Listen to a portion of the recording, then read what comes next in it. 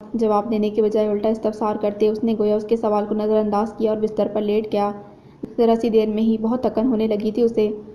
اکیلی آئی ہوں، اچک کر بیڈ پر اس کے پیروں کے پاس بیٹھتے سنجیدگی سے بولی تھی۔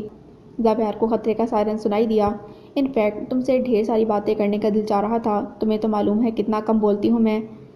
آل دا ٹائم ایک سائلنس رہتا ہے میرے گرد۔ سوچا کہ آج اس سائلنس کو توڑوں اور تم سے کچھ گلا شلا ہی کر لوں، تمہارا دل بھی بہل جائے گا۔ میرے دل کی فکر کرنے کی کوئی ضرورت نہیں۔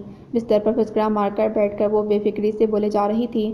جواباً اس نے خشک لہجے میں ٹوکا، ہاؤ مین یو آر زبی! میں یہاں اجی بھائی کے ان لاز کی اتنی شاندار سی پارٹی چھوڑ کر اس سڑے بھوسے ہاسپٹل میں تم جیسے ڈرائے اور فضول انسان کو ملنے آئی ہوں، اور تم مجھ سے یہ کہہ رہے ہو؟ اس کی شوخ آنکھوں میں غصے کی سرخی اتر آئی تھی۔ ملامتی نظروں سے اسے گھورا۔ دیکھو Sheri, I am not feeling well, تم میرا سر مت کھاؤ اور جاؤ یہاں سے۔ اس نے بے مروتی سے کہتے ہوئے کمبل پیروں پر ڈالا تو وہ خفگی سے اسے دیکھنے لگی، پھر کندھے جھٹک کر خود کو ریلیکس کیا۔ اوکے چلی جاؤں گی، بس ایک سوال کا جواب دے دو، آئی پرامس فوراً چلی جاؤں گی یہاں سے۔ اس کے تیور دیکھ کر وہ نرمی پر اتر آئی تھی۔ زابیار نے ٹھٹک کر اس کی جانب نگاہ اٹھائی۔ گوکہ آغا جان اور شہریار صاحب جا چکے تھے، مگر اس کے ذہن پر بوجھ سا تھا، موڈ سخت خراب تھا۔ کیا پوچھنا ہے جلدی بولو۔ بظاہر بیزاری اور کوفت سے کہتا وہ دل ہی دل میں ضرور بے چین ہوا تھا۔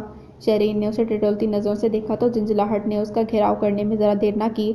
اب بک بھی چکو، کیا کہنا ہے تمہیں؟ اف ٹیک اٹ ایزی زبی، کیا کان کے پردے پھاڑو گے؟ کانوں پہ ہاتھ رکھ کر وہ ناگواری سے بولی تو وہ ہوشمگی نظروں سے اس کے چہرے پر جما کر بیٹھ گیا، جس کا ادھر قطعاً اثر نہ تھا۔ وہ پھر سے مسکرا دی۔ مجھے بس اتنا پوچھنا ہے کہ تم دور مکنون کے لیے کب ہاں کرنے والے ہو؟ سوال، اور وہ بھی دور مکنون کے بارے میں جسے بھلانے کی اس کی ہر ممکن کوشش رائگاں جا رہی تھی۔ چند ثانیے کے لیے اس کی زبان گویا تالو سے جا لگی۔ یہ نام نہیں، ٹاپک تھا جو اس کے وجود احساس پر دن رات ضرب لگا رہا تھا، کوڑے کی طرح برس رہا تھا۔ مامی نے بتایا اس بارے میں، بلکہ انہوں نے تو مجھے یہ بھی بتایا کہ تم نے دور مکنون سے ڈیٹ کی فرمائش بھی کی تھی۔ اور کیا اتفاق ہے، دور مکنون زارا بھابھی کی کزن ہے اور آج کل ان کے پیرنٹس کے ساتھ یہیں رہتی ہے کراچی میں۔ شرازی ولاز میں؟ شرارت سے آنکھیں گھماتے شہرین کس مزے سے کہہ رہی تھی، دور مکنون اور زارا بھابھی کی کزن؟ کیسا بھیانک انکشاف تھا یہ! مائی گاڈ! اس نے بے اختیار انگلی سے پیشانی کو مسلا۔ تمہیں پتہ ہے کل میں ادھر ہی جا رہی ہوں، زارا بھابھی نے بہت خلوص سے بلایا ہے مجھے۔ اف کتنی ایکسائٹڈ ہو رہی ہوں میں، اینی بھی آئی ہوئی ہے، میں نے سوچا اسے بھی ساتھ لے جاتی ہوں، دور مکنون کو دیکھ کر تو خوشی سے دیوانی ہو جائے گی، اور پھر ہم اسے تمہارے نام سے خوب چھیڑیں گے۔ وہ تو پورا پروگرام بنائے بیٹھی تھی۔ زابیار کا میٹر گھوم گیا، یکدم دھاڑا تھا وہ۔ خبردار جو تم نے کسی سے بھی کچھ کہا۔ دفعتاً آگے بڑھ کر اس نے اپنے بازو سے اس کا کندھا دبوچ کر اسے جھنجھوڑا تو شیرین کا چہرہ یکلنگ سفید پڑ گیا۔ سنا تم نے؟ شدید غیظ و غضب سے اس کا چہرہ سرخ ہو گیا تھا۔ شیرین کو اپنے بازو میں اس کی آہنی انگلیاں کپتی محسوس ہوئیں۔ حقیقتاً وہ اس کے اس طرح پھٹنے پر سہم گئی تھی۔ زبی تم اتنا غصہ کس لیے؟ اٹک اٹک کر کچھ کہنا چاہا، مگر اس کے درست رویے کے باعث جملہ مکمل نہ کر سکی۔ Shut up! میں نے پہلے بھی کہا تھا میرے معاملے سے خود کو دور رکھو، یہ میری زندگی ہے، اس کے بارے میں صرف میں فیصلہ کروں گا، کوئی اور نہیں، سمجھ آئی تمہیں؟ جھٹکے سے اس کا بازو چھوڑتے وہ بری طرح گرج رہا تھا۔ شہرین کو اس کی وحشت ذہنی ہلچال میں مبتلا کرنے لگی۔ ایک ہاتھ سے اپنا بازو سہلاتے اس نے اپنی آنکھوں کی سطح کو گیلا ہوتا محسوس کیا۔ وہ بدک کر بستر سے اتری۔ تم نہایت جنگلی اور بے حس انسان ہو۔ پہلے تو وہ صدمے کی کیفیت میں اسے دیکھتی رہی، پھر رفتہ رفتہ اسے غصہ آنے لگا۔ میرے بارے میں تبصرہ کرنے کی ضرورت نہیں، مجھے پتہ ہے کیا ہوں اور کیسا ہوں۔ اس کے لہجے کی درستی میں یکدم تعصب گھلا تھا، جس پر قابو پاتے پاتے وہ پھر سے گرجا۔ So please don't waste my time and get lost. دروازے کی طرف اشارہ کر کے صاف کمرے سے نکلنے کو کہا تو شیرین کے دل پر جیسے سخت ضرب پڑی۔ اس کا چہرہ لمحے بھر کے لیے جیسے تاریک پڑ گیا۔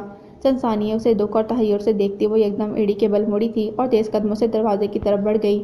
زابیار انصاری کے نام کے ساتھ کسی دور مکنون کا نام نہیں جڑے گا، یہ میرا آخری فیصلہ ہے، سو بی کیئرفل۔ اگر کسی کی تمہارے رویے پر امید بندھی تو اس کا ذمہ دار میں قطعاً نہیں، mind it, now get lost. دروازے تک پہنچتے پہنچتے اس کی تپتی سلاخوں جیسی آواز شیرین کی سماعت کو داغ لگا گئی تھی۔ اس نے صاف صاف جتا دیا تھا۔ دھڑ! ایک جھٹکے سے باہر نکل کر دروازہ بند کر گئی۔ اف! یکدم اسے سینے میں ٹیس اٹھتی محسوس ہوئی۔ شدید نقاہت اور آزردگی نے اسے اپنے حصار میں لیا تو اس نے آنکھیں بند کر لیں اور سر تکیے پر دھر لیا۔ وہ جانتا تھا ذرا دیر میں آسماں اور نازیہ آنے والی ہوں گی، ان کے آنے سے پہلے اسے خود کو کمپوز کرنا تھا۔ شیرین جس موڈ میں یہاں سے گئی تھی اس کا ملال بھی ہو رہا تھا، مگر وہ کیا کرتا، اسے روکنے کا اس کے علاوہ اور کوئی طریقہ اس کے ذہن میں نہیں آ سکا تھا۔ یوں بھی غصہ اس کے سوچنے کی تمام صلاحیتوں کو جذب کر لیتا تھا۔ صبح صبح آسٹریلیا سے آنے والے فون نے دادی اور کرما کے ساتھ ساتھ بقیہ لوگوں کو بھی خاصا مایوس کیا۔ عبید اور ان کی فیملی رضا کی شادی پر نہیں آ رہی تھی۔ کم آن دادی، آپ کو پتہ ہے نا عبید بھائی ورکہولک ہیں، اب دنیا ادھر کی ادھر ہو جائے وہ اپنا نیا ملنے والا پروجیکٹ کبھی ڈراپ نہیں کریں گے۔ اکرما نے دل گرفتہ بیٹھی دادی کو نرمی سے سمجھایا، ارے یہ اس گھر کی دوسری شادی ہے جس میں وہ شرکت نہیں کر رہا، غضب خدا کا کام کیا خاندان سے بڑھ کر ہو گیا ہے۔ دادی کا رنج کس طرح کم نہیں ہو رہا تھا۔ دیکھیں دادی، ایک بات بتائیں، آپ کو عبید بھائی کے نہ آنے کا دکھ زیادہ ہے یا ان کے لیے جو کپڑے بنوائے تھے ان کے بیکار ہو جانے کا افسوس ہو رہا ہے آپ کو؟ سیف پاس بیٹھا PSP کھیل رہا تھا، مسکرا کر شرارت سے بولا تو دادی کے چہرے پر رنج پھیل گیا۔ ارے بیٹا، چراغ سحر ہیں ہم، اب بجھے کہ تب خواہش تھی کہ عبید اور اس کے بچوں کو دیکھ لیتی ایک بار اور۔ پلیز دادی، آپ ایسی باتیں مت کریں۔ یکدم آگے بڑھ کر اس نے ان کے گلے میں باہیں ڈال دی تھیں۔ یہ کتنا بڑا فاؤل ہے کہ سب کی شادیوں میں آپ نے شرکت کر لی اور جب اکرما بھائی کا نمبر آنے والا ہے آپ جانے کی باتیں کر رہی ہیں۔ شوخی سے کہتا سیف انہیں بے اختیار مسکرانے پر مجبور کر گیا۔ اکرما نے اسے مسکراتی نظروں سے دیکھا تھا۔ ارے میری جان، میں کون سا خوشی سے جانے کی بات کر رہی ہوں، ابھی تو اس گھر میں اکرما کے بچے کھیلتے دیکھنے کا ارمان ہے میرا، اور پھر تمہارے سر پر بھی سہرا سجانا ہے۔ سیف کے بالوں میں ہاتھ پھیرتی دادی بمشکل اپنی اداسی چھپا سکی۔ ارادہ کچھ برا نہیں دادی۔ وہ ہنس پڑا تھا، پھر قریب کھسک کر رازداری سے بولا، آپ رضا باجی کی شادی میں خود ہی کسی لڑکی کو پسند کر ڈالیے، اکرما بھائی تو کسی کام کے نہیں، ان کے چکر میں رہے نا تو اگلے چند سالوں میں کسی خاتون کا ہی رشتہ مل سکے گا انہیں۔ تو گویا اپنی فائل اوپر لانے کی اتنی جلدی ہے؟ اکرما نے اچانک اس کا کان پکڑ کر کھینچا تو وہ بلبلاتا رہ گیا۔ اوف اکرما بھائی، میں تو آپ کے مطلب کی ہی بات کر رہا تھا، واللہ یقین کریں، پتہ ہے مجھے، چلو بھاگو یہاں سے، اس نے چٹکی بجا کر کہا تو وہ کان چھڑا کر ڈٹائی سے ہنستا دروازے کی طرف چل پڑا۔ تاہم باہر نکلنے سے پہلے مڑ کر یہ ضرور کہا، یاد رکھیے گا دادی جو میں نے کہا ہے آپ سے، اور اگر میری مدد کی ضرورت پڑے تو ضرور بتائیے گا۔ ایک دو اچھی خواتین ہیں میری نظر میں، تم جاتے ہو یا میں کچھ تواضع کروں تمہاری؟ اکرما نے مصنوعی سے گھورا تو وہ چہرے پر مسکینیت طاری کرتا چھپاک سے کمرے سے نکل گیا۔ اکرما نے دیکھا ان دونوں کی نوک جھونک سے محظوظ ہونے کے باوجود دادی کی افسردگی چھپائی نہیں چھپ رہی تھی۔ کم آن دادی، اتنا سٹریس کیوں لے رہی ہیں آپ؟ بھائی نے کہا تو ہے کہ وہ اگلے ماہ آ جائیں گے، انشاءاللہ سب ٹھیک رہے گا۔ آپ ہی تو کہتی ہیں کہ ہر کام میں اللہ کی کوئی نہ کوئی مصلحت ہوتی ہے، تو پھر اب اتنی اداسی کیوں؟ ان کا ہاتھ ہاتھوں میں لیتے ہوئے اس نے ہمیشہ کی طرح محبت اور نرمی سے کہا تو وہ اس کا چہرہ دیکھ کر خود کو سنبھالنے لگیں۔ اس کی باتیں دل کو لگی تھیں، تاہم ہلکا سا ملال پھر بھی تھا۔ ٹھیک کہتے ہو بیٹا، چلو اللہ کی مرضی، اللہ جب لائے خیریت سے لائے میرے بچے کو۔ دھیمی سی مسکراہٹ لبوں پر سجائی۔ دیٹس لائک مائی دادی، چلیں اب خوش ہو جائیں اور نیچے چلیں، چچی جان نے بلایا ہے آپ کو، غالباً رضا کے ان لاؤز میں سے کسی کے آنے کا ارادہ ہے آج۔ انہیں مسکراتا دیکھ کر اس نے سائرہ بیگم کا پیغام دیا اور ہاتھ پکڑ کر احترام سے اٹھایا۔ ارے ہاں، آج تو آصف میاں کی پھوپھی آ رہی ہیں، اصل میں وہ لوگ نکاح 3 دن پہلے کرنا چاہ رہے ہیں، اس سلسلے میں بات کرنی ہے ان کو، اٹھتے ہوئے انہوں نے بتایا تو وہ سر ہلا کر اپنے کمرے کی طرف بڑھ گیا۔ شرادی ولاس میں کسی کو بھی اس بات پر اعتراض نہیں تھا، تاہم سائرہ بیگم شادی والے دن سے 3 روز پہلے کیے جانے والے نکاح کے اس نئے شاخسانے پر کوئی خاصی راضی نہیں تھیں۔ مظفر صاحب اور دادی کے سمجھانے پر خواہ مخواہ کی بدمزگی کرنے سے کیا فائدہ، نکاح تو اول و آخر ہونا ہی ہے نا، وہ بددلی سے راضی ہو گئی تھیں۔ ادھر در مکنون نے جب سے خولہ کے لیے دادی کا انکار سنا تھا بڑی خاموش تھی۔ اس وقت بھی جب دادی سیڑھیاں اتر گئی تھیں، اوپر آتے ہی اس نے لاؤنج میں موبائل پر بات کرتے اکرما کو دیکھا تو لمحے بھر کے لیے رک سی گئی۔ کتنی اچھی جوڑی بنتی خولہ آپی کی ان کے ساتھ، پتہ نہیں کیوں انکار کر دیا انہوں نے، شاید کوئی بہت ہی خاص قسم کی لڑکی چاہیے انہیں، خود بھی تو کتنے شاندار اور نفیس ہیں، اللہ کرے انہیں ان کے مطلب کی شریک حیات مل جائے۔ دل ہی دل میں وہ سوچتی اور دادی کے کمرے کی طرف بڑھ گئی۔ اکرما کی نظر اس پر پڑی تو ہمیشہ کی طرح معمول کی دوستانہ مسکراہٹ اس کے لبوں پر در آئی۔ کتنی شفاف مسکراہٹ ہے ان کی۔ ٹھیک کہتے ہیں بزرگ کہ جن لوگوں کے دل صاف ہوتے ہیں ان کی باطنی پاکیزگی ان کے ظاہری میں بھی جھلکنے لگتی ہے۔ سوچوں پر کسی کا پیرا نہیں تھا، یہ بے لگام تھیں، وہ یوں ہی سوچتے سوچتے آگے بڑھ گئی۔ اوف بس کرو آسماں، آج کتنا سوچو گی تم، کیوں اس قدر سر پر سوار کر رکھا ہے تم نے انصاری انکل کو، فرمان شاہی کو، حد ہے۔ نازیہ گرم گرم کافی بنا کر لائیں تو آسماں بیگم کو ہنوز سوچوں میں غلطاں پایا۔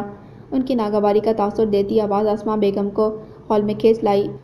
بہن کو دیکھ کر سوگوار سی مسکراہٹ ان کے لبوں کو چھو گئی۔ ارے نہیں، میں تو بس یوں ہی کچھ اور۔ اچھا بس پلیز اب مجھ سے جھوٹ مت بولنا۔ یکدم بہن کو ٹوکا کو بھرے انداز میں ان کے ساتھ ہی کاؤچ پر بیٹھی نازیہ بیگم کی آنکھیں ان کے لیے تردد بھری ہو گئیں۔ آسماں بیگم جھیپ کر رہ گئی۔ مجھے اچھی طرح پتہ ہے کہ تم کیا سوچ رہی ہو، کس بات کی فکر ستا رہی ہے تمہیں۔ یہی نہ کہ اب تم زاویار کو کس طرح راضی کرو گی شہرین کے لیے۔ انکل نے خوب چال چلی ہے، جب حکم سے کام نہ چلا تو اب وہ منت سماجت پر اتر آئے ہیں، مگر تم فکر مت کرو، میں سب ٹھیک کر لوں گی۔ نازیہ سخت کبیدہ خاطر ہو رہی تھیں۔ زاویار کے ایکسیڈنٹ نے تو یوں بھی آسماں بیگم کو نڈھال کر رکھا تھا۔ مستعد یہ نیا شاخسانہ دیکھنا کیسے راضی کرتی ہوں زبی کو در مکنون کے لیے۔ آسماں کے سوالیہ انداز پر انہوں نے مصمم ارادہ ظاہر کیا۔ کیا فائدہ ناز، میں نے تمہیں کہا نا کہ زبی نے کہا تھا شہرین سے وہ در مکنون کے لیے راضی نہیں، اور اس کی وجہ بھی بتا چکا ہے وہ۔ راضی تو وہ شہرین کے لیے بھی نہیں ہے آسماں، تو پھر جب اسے کنونس کرنا ہی ٹھہرا تو در مکنون کے لیے کیوں نہیں؟ در مکنون کی بات اور ہے، زبی ٹھیک کہتا ہے، وہ کم عمر ہے اور اتنی میچور نہیں جتنی کہ زبی اپنی لائف پارٹنر کو دیکھنا چاہتا ہے، جبکہ شہرین اس کی ہم عمر ہے، پھر بچپن کا ساتھ ہے ان کا۔ وہ زبی کے مزاج کو سمجھتی ہے اور جھیل بھی سکتی ہے۔ گہری سانس خارج کرتے انہوں نے گویا بیٹے کے فیصلے کو ٹونک بجا کر ان کے سامنے رکھا تو نازیہ بیگم اختلاف نہ کر سکیں۔ تم دیکھنا کل پھر سے آئے گی وہ اس کو وزٹ کرنے۔ حالانکہ زبی نے بہت روڈ بیہیو کیا تھا اس کے ساتھ، وہ سچائی سے کہہ رہی تھیں۔ یوں بھی جب سے زاویار کا ایکسیڈنٹ ہوا تھا وہ بہت حساس ہو رہی تھی اس معاملے میں۔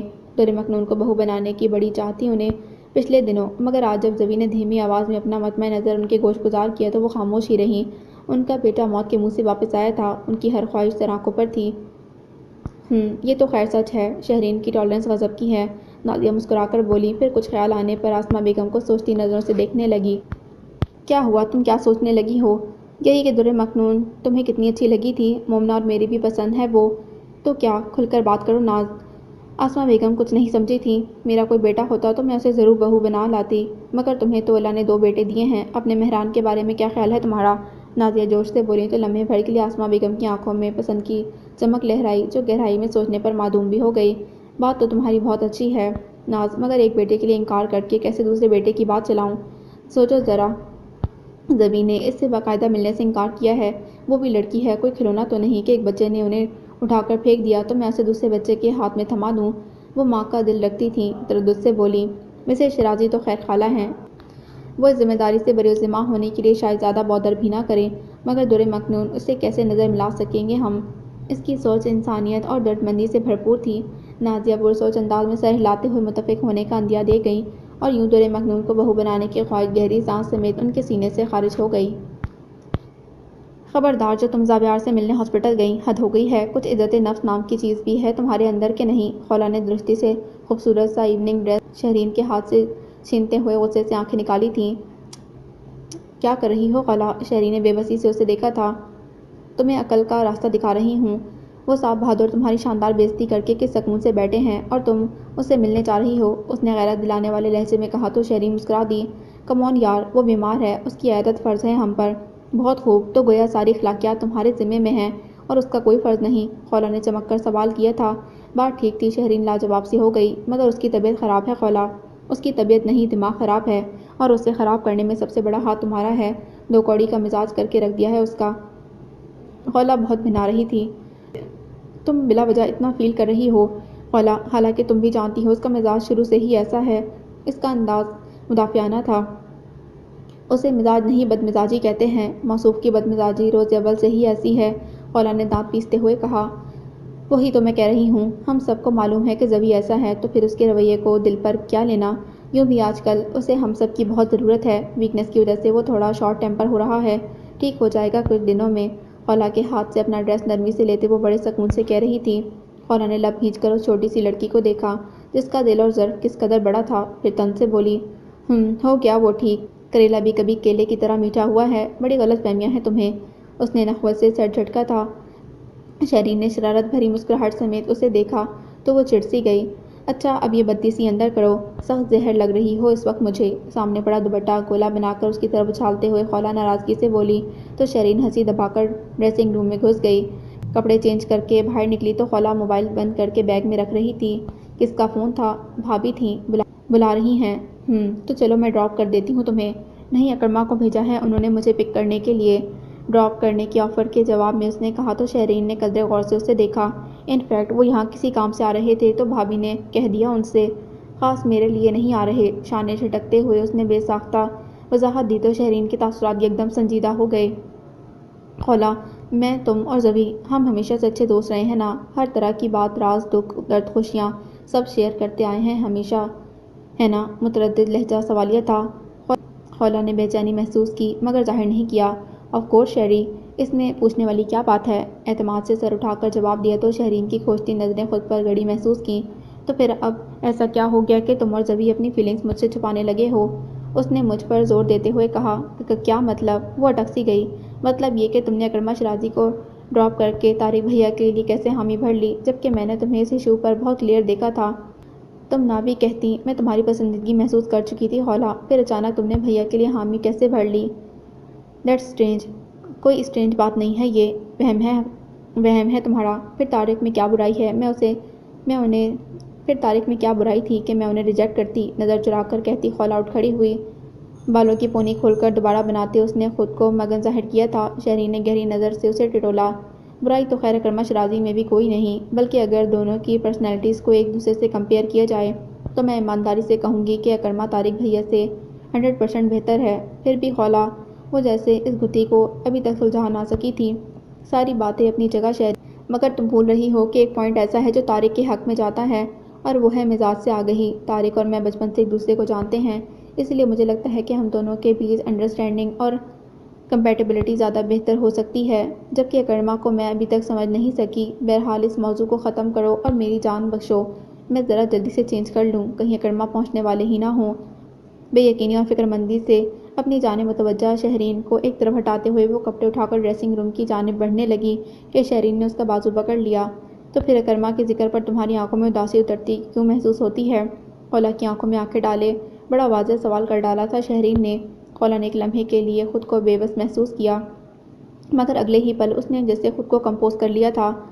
میں نے کہا نا کہ وہم ہے تمہارا، اور وہم کا علاج کم از کم اس دنیا میں تو ممکن نہیں، تو پلیز لیٹ می گو۔ نرمی سے ہاتھ چھڑاتی وہ مسکرا کر کہتی آگے بڑھ گئی۔ شہرین اسے اس بار روک نہ سکی تھی، اور ادھر خولا نے واش روم کا دروازہ بند کرتے ہی گہری سانس بھری تھی۔ آج شہرین نے اسے حیران کر دیا تھا۔ وہ سوچ بھی نہیں سکتی تھی کہ وہ اتنی اچھی طرح سمجھتی ہے اسے، کہ نہ پتانے کے باوجود بھی اس نے کس قدر صحیح قیاس لگایا تھا۔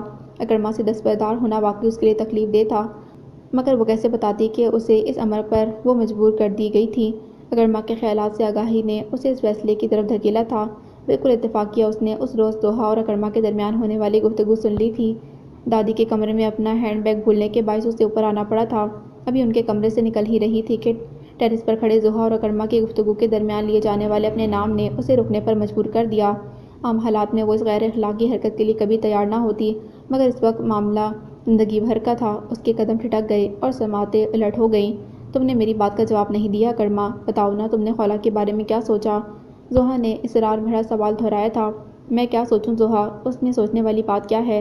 دادی کو، تم سب کو اگر پسند ہے تو ٹھیک ہے، میں نے منع تو نہیں کیا۔ اکرما کا رسان بھرا انداز کسی بھی جذبے سے عاری تھا۔ تم نے ہاں بھی تو نہیں کی؟ ضحیٰ کا سوال واضح اور برجستہ تھا۔ اکرما کی خاموشی خاصی معنی خیز تھی۔ خولا نے اپنی ہتھیلیاں بھیگتی محسوس کی تھیں۔ پتہ نہیں ضحیٰ، بس اس لمحے مجھے خود سے کوئی جواب نہیں مل رہا، یہی وجہ ہے کہ میں نے سب کچھ دادی پر چھوڑ رکھا ہے، وہ جو کریں ٹھیک ہوگا۔ حیرت ہے اکرما، کیا واقعی تمہیں آج تک کوئی اچھا نہیں لگا؟ اس بار ضحیٰ کے لہجے میں حیرت اور اشتیاق تھا۔ اکرما ہولے سے ہنس پڑا۔ خیر اب ایسی بھی کوئی بات نہیں، میں ایک نارمل انسان ہوں، اچھے چہرے خوبصورت لوگ مجھے بھی اچھے لگتے ہیں۔ ہاں مگر تم یہ کہہ سکتی ہو کہ اب تک ایسا کسی کے لیے محسوس نہیں کیا کہ اسے لائف پارٹنر بنانے کو دل چاہے، خولا کے لیے بھی نہیں؟ اس کے کہنے پر ایک بار پھر ڈائریکٹ سوال کیا تو پھر ٹیرس کے دروازے کے قریب کھڑی خولا کو عجیب طرح کی توہین کا احساس ہوا۔ شاید نہیں، اس نے جھجک کر جواباً کہا تھا۔ خولا کے لیے اتنا سننا ہی کافی تھا، وہ وہاں سے چلی آئی تھی۔ گو کہ ضحیٰ نے کچھ اور بھی پوچھا تھا، مگر اسے گویا مزید کچھ جاننے کی خواہش نہیں رہی تھی۔ شروع میں تو اسے بہت برا محسوس ہوا، پھر ٹھنڈے دل سے غور کرنے پر اسے خود کو سمجھایا تھا کہ یہ معاملہ دل کا ہے۔ جیسے اسے اکرما اچھا لگا، ضروری نہیں کہ اسی طرح وہ بھی اسے اچھی لگی ہو۔ جب اسے اپنی پسندیدگی پر اختیار نہیں تو پھر اکرما کو بھی کوئی کس طرح خولا انصاری کو پسند کرنے کے لیے مجبور کر سکتا ہے؟ سو اس نے اپنا ذہن اور دھیان اکرما کی طرف سے ہٹانا شروع کر دیا۔ وہ خود بھی ایسے شخص کی زندگی کا حصہ نہیں بننا چاہتی تھی جس کے دل میں اس کے لیے کوئی خاص مقام ہی نہ ہو۔ چنانچہ انہی دنوں جب آغا جان نے طارق کے لیے اس کا رشتہ مانگا تو اس نے سوچ سمجھ کر اقرار کر لیا۔ اس فیصلے کا ایک مقصد اپنی نسوانی انا کو تسکین پہنچانا بھی تھا۔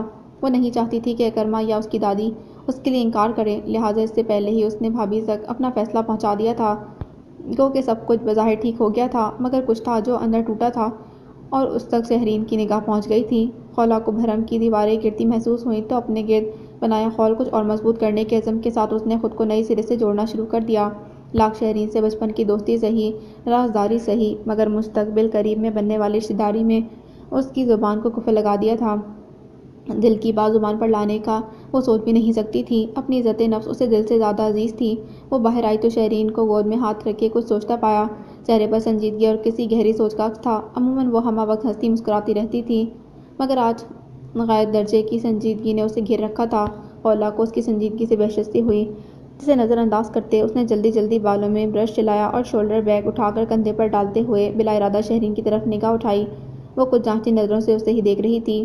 کم آن، اب تم اتنی خوفناک شکل بنا کر بھی مت دیکھو مجھے، اور پلیز اس بے یقینی سے باہر آؤ۔ میں نے کہا نا مجھے کوئی ریگریٹ نہیں ہے، ہوتا ہے کبھی کبھی ایسا بھی۔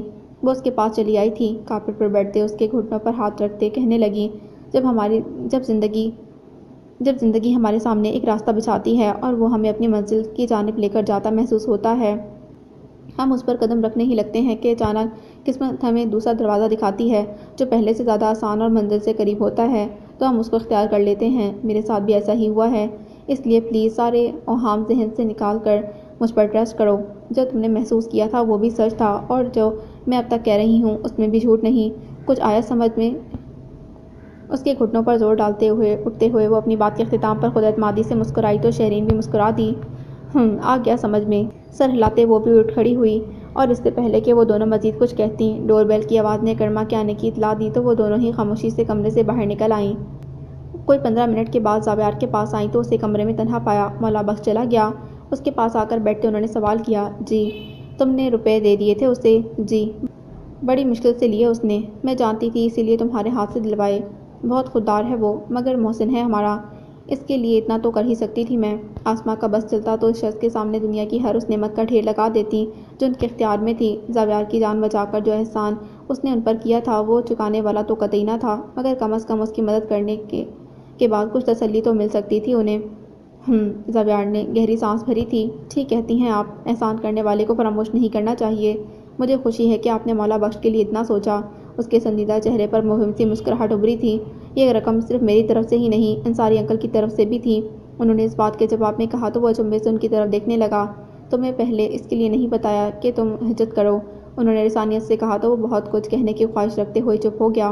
آسماں اس کے چہرے کے اتار چڑھاؤ سے اس کا معافی اور ضمیر پا گئی تھیں۔ تمہیں برا لگا کیا؟ شاید، وہ جھلس کر بولا تھا۔ ان فیکٹ میں اپنی زندگی میں آقا جان کی مداخلت اب قطعاً برداشت نہیں کر سکتا، اور نہ ہی ان سے کسی بھی قسم کا کوئی تعلق رکھنا چاہتا ہوں۔ دو ٹوک لہجے میں تنفر اور آنکھوں میں غیظ و غضب کی چنگاریاں لیے وہ بولا تو چند ثانیے کے لیے آسماں اس کا چہرہ تکتی رہ گئیں۔ مجھے اب ان کی ضرورت نہیں ہے، اور نہ ہی میں کسی کا پابند ہوں، مگر یہ کیسے ممکن ہے بیٹا؟ وہ تمہارے دادا ہیں، تمہیں پالا ہے انہوں نے، تو اس پالنے کی قیمت وصول کریں گے وہ۔ میں نے یہ تو نہیں کہا، مگر یہ سچ ہے کہ وہ تم سے محبت کرتے ہیں۔ جب تم 3 سال کے تھے تو راوی میں ڈوبنے لگے تھے، انصاری انکل نے اپنی جان پر کھیل کر تمہیں بچایا تھا۔ صرف پالنے کا ہی نہیں، تمہاری جان بچانے کا، تمہاری خاطر جان جوکھم میں ڈالنے کا بھی احسان ہے ان کا۔ ابھی تم نے ہی تو کہا نا کہ محسن کے احسان کو فراموش نہیں کرنا چاہیے۔ انصاری انکل تمہارے دادا ہی نہیں، محسن بھی ہیں تمہارے۔